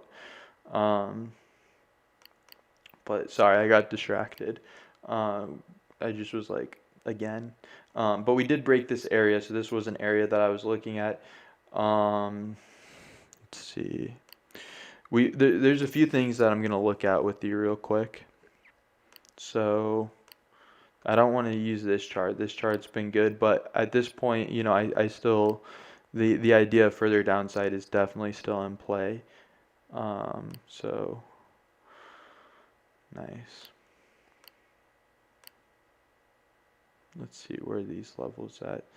Okay, so this is more on the macro time frames, and I do like this idea a lot. So kind of to your point, lining up right there, I don't know if you had this Fibonacci area pulled up, and that's why you were saying 750. But yeah, bouncing off of this level would be bullish, and then basically this would be a small accumulation zone. I don't even know if this is necessarily where I'm looking at. I want to take a more in-depth look at the charts, but this could potentially be an idea if you wick right here. And then obviously all through right here, and people are gonna say I'm insane, but like as you can see, like we called the Head and Shoulders price prediction perfectly. Like we had all the, let me see if I can pull up another chart, but um yeah, my accumulation zones might seem insane, but I'm gonna go over a few charts. I'm just kind of looking at all my notes right now to get a really good idea of what I'm looking at. So no, not that one. Is it VMAX or Bitchermax? I'm pretty sure. I do like those charts, but not Bitchermax. Is it VMAX? Oh, nice. Yeah. Oh, it hit our target. Oh, I'm so happy. We're so good. Guys, like, look at it. Look at it. Look at it. It hits all, guys, it hits all our targets. This is so cute. So, I mean, this could, in the short term be the end of the dump. I mean, we were talking about these targets a little bit ago, and it did end up hitting them. And we'll go over those ideas. So, like, to your point, hitting 750, like, that's definitely a possibility. Um, but I'm not going to bet the farm on 750. Although I do think that 750 is a relatively decent area for sure. This is the only thing that these are the things that I'm looking at. Obviously, total market cap. I want to see that close on that. Obviously, like on ETH, I want to see the close on ETH. Where is ETH going to close? Are we going to get like a nice wick, or are we going to start to get more of that, bearish momentum and a candlestick that's essentially going to continue to go down? So that's one of the things I'm asking, and then the other thing that I'm asking is, Bitcoin dominance is relatively important, but let me just show you total, and then we'll go over the last significant area that I'm looking for.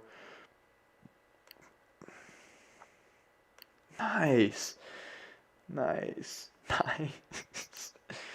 I had to stop streaming the other day because we were hitting way too many targets and my brain was filled with dopamine. But yeah, we hit that Fibonacci extension level perfectly. So perfect. So a potential of wicking right here is relatively decent. So we hit this right here and then we wicked it, and it's like, what we were looking at, and like a lot of the reason why there was a dump perpetuated to begin with was because of this double top. We ended up hitting this measured move. It actually ended up bouncing perfectly, consolidating for a little bit, and then moving down lower. And then it hits this Fibonacci extension. It could be done to start out with, and then we want to see like I said before, a close above this level, close above this level. So that would be the idea that the dump's over. But my last chart that I'm going to show you, and then I'll come up with my decision.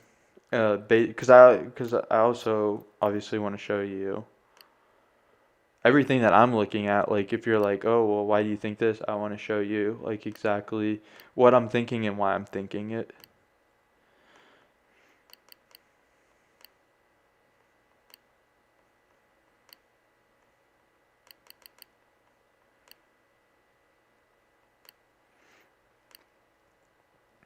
So yeah, we have the downtrend like this, and then we do have that double top idea. Um, so in the short term, in the midterm, well, yeah, in the short term, we do have another lower low.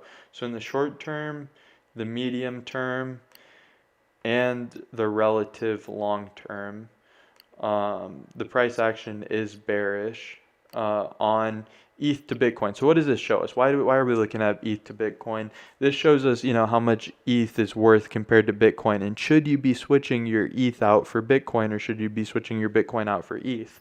And this is obviously a substantial chart that a lot of people go off of, and it's 100% proved valid. So I think it's bearish. I think that it's going to continue to go down here, at the very least right here from everything we're looking at. So until I'm not really looking at an ETH, and I know this is, I don't want to say mind-blowing, but this is definitely unorthodox, but I think it's entirely appropriate. I think it's entirely what we have to be looking at, and that's all I cover ever on this channel. Is I tell you guys exactly what you need to do, and I get that most people look at Bitcoin to Ethereum comparative perpetual. I'm telling you guys, I think that we need to not look at Bitcoin. I know it sounds crazy. I I'm just telling you guys like what you need to know.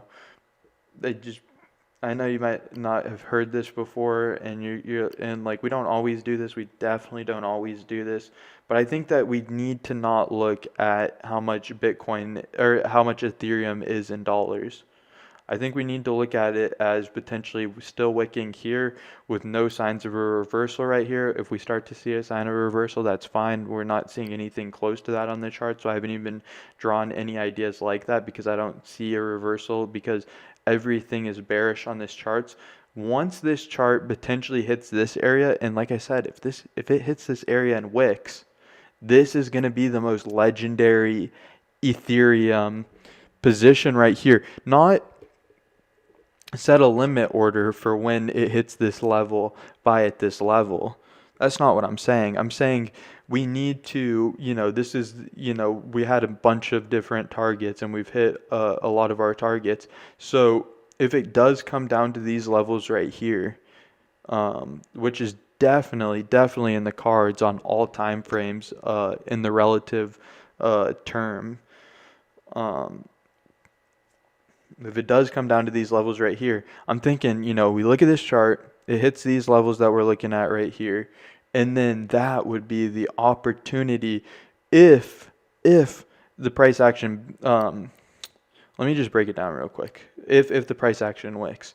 So, and yeah, I guess you could technically say this is price action. So here's what I'm looking at. I'm thinking, there's this wick box is what I've called it like 7 times on the channel so far. So like we could potentially wick it and reverse it. It just doesn't seem like that's been the case, and we've called it right every single time, and it's continued to move down. It continues to. It's most likely going to go down, continue to go down. Here's what I'm looking at. Price action comes down, hits this area, wicks a little bit. If it continues to wick right here, if it does wick and we do get a wick and we start to see a reversal, I'm telling you guys, like, don't limit order right here. I'm telling you guys, wait for the wick, wait for the reversal idea. Once we hit the reversal idea, it doesn't matter if you sweat a few percentages right here. It's the difference between getting liquidated, because then you have this low and then you would have a lower low, versus if it just hits this level right here. And why this level? Why do we? It's because there's this double top idea that we're looking at on the higher time frame right here, and this is the measured move for it. So that's why we've been so accurate in predicting this downwards move. But to a bearish idea, like I said previously, the fact that we did hit this double top right here, and then we're just slowly moving away. As we're moving away, it starts to invalidate this double top, but it obviously looks like it's still in play. So, but you could take that argument that it is, but at the same token, even if you do say, okay, well, this double top is invalidated, you still do have the breakout of this falling wedge That cannot be ignored. And it's relatively confirmed by volume. You have multiple closes. So yeah, I mean, coming down to this level, and bouncing, and then making sure you bounce, making sure you get that reversal type idea. Because like I said, it's better that you sweat like 1 or 2% on potentially a 10,000% move, or if you're buying and you're not leverage trading, like 100% move. I really do think that at these areas right here, we could hit 100% move. 100% return over the relative time, over some like relatively short amount of time. I think we could hit it. Relatively as in a few weeks, 100% return rate. And so if you're going to sweat 1 or 2%, I think that's the way to go. But at the same time, if you're buying, you're not liquidated, so definitely cost-based averaging in right there would make sense. I'm more so thinking about it from a purchase or from a long position. Let's see. So that should cover it. That should cover it. I'll just take a quick look at this. So yeah, I mean, we have this area right here. I mean, so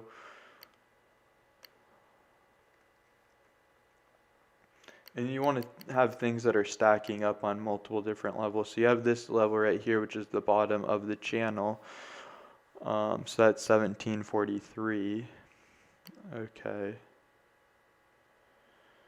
And then I'm just going to head out after this. I gotta go to bed.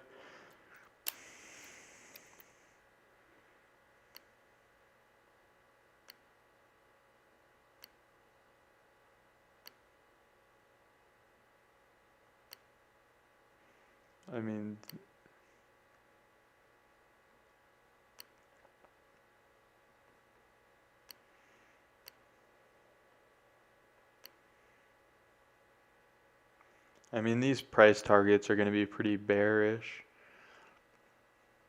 This would be a relatively decent area to look at, 1685. I'm not like insane on 1685, but it's a major fib level.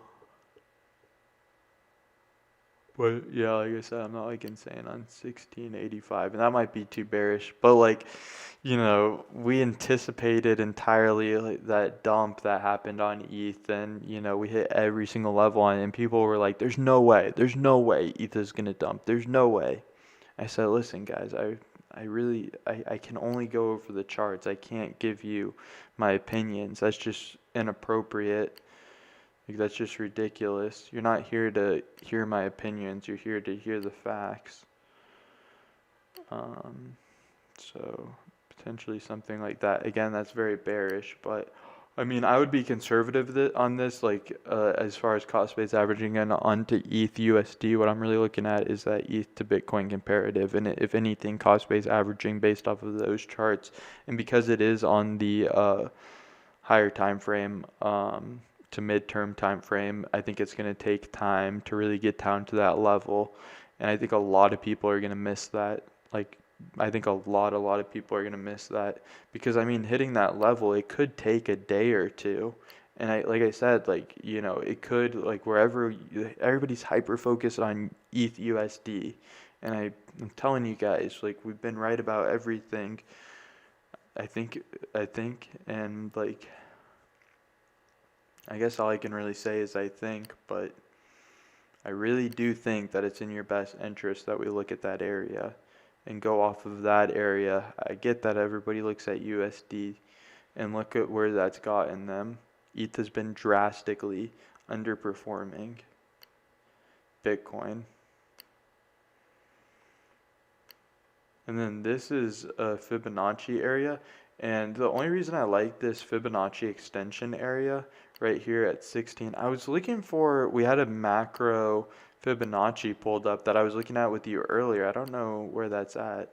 But the only reason I like this is because, we had this blow off top, and it's not a new blow off top. It's a relatively old blow off top. So potentially looking at this level right here, because this was a significant wick, and so that would be at 1649, and then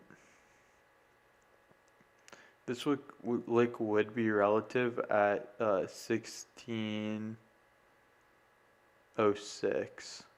But again, I don't really want to specifically call like an absolute bottom, like, oh, it's gonna hit this area as my bottom buying zone, only because with that chart moving down, it's gonna take like a day or two. Again, most likely just the way it's been moving recently, and if that is the case, who knows, you know.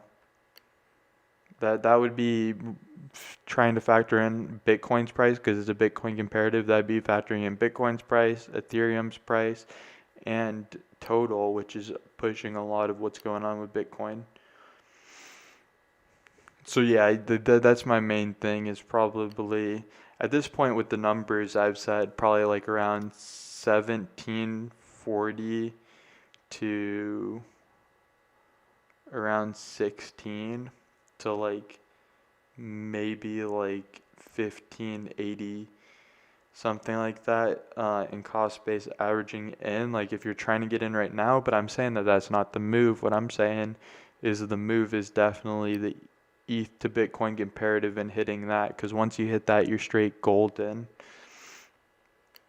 And because with anything, it's like you cannot not look at that chart because it's so bearish, and because we have the price action and blah blah blah.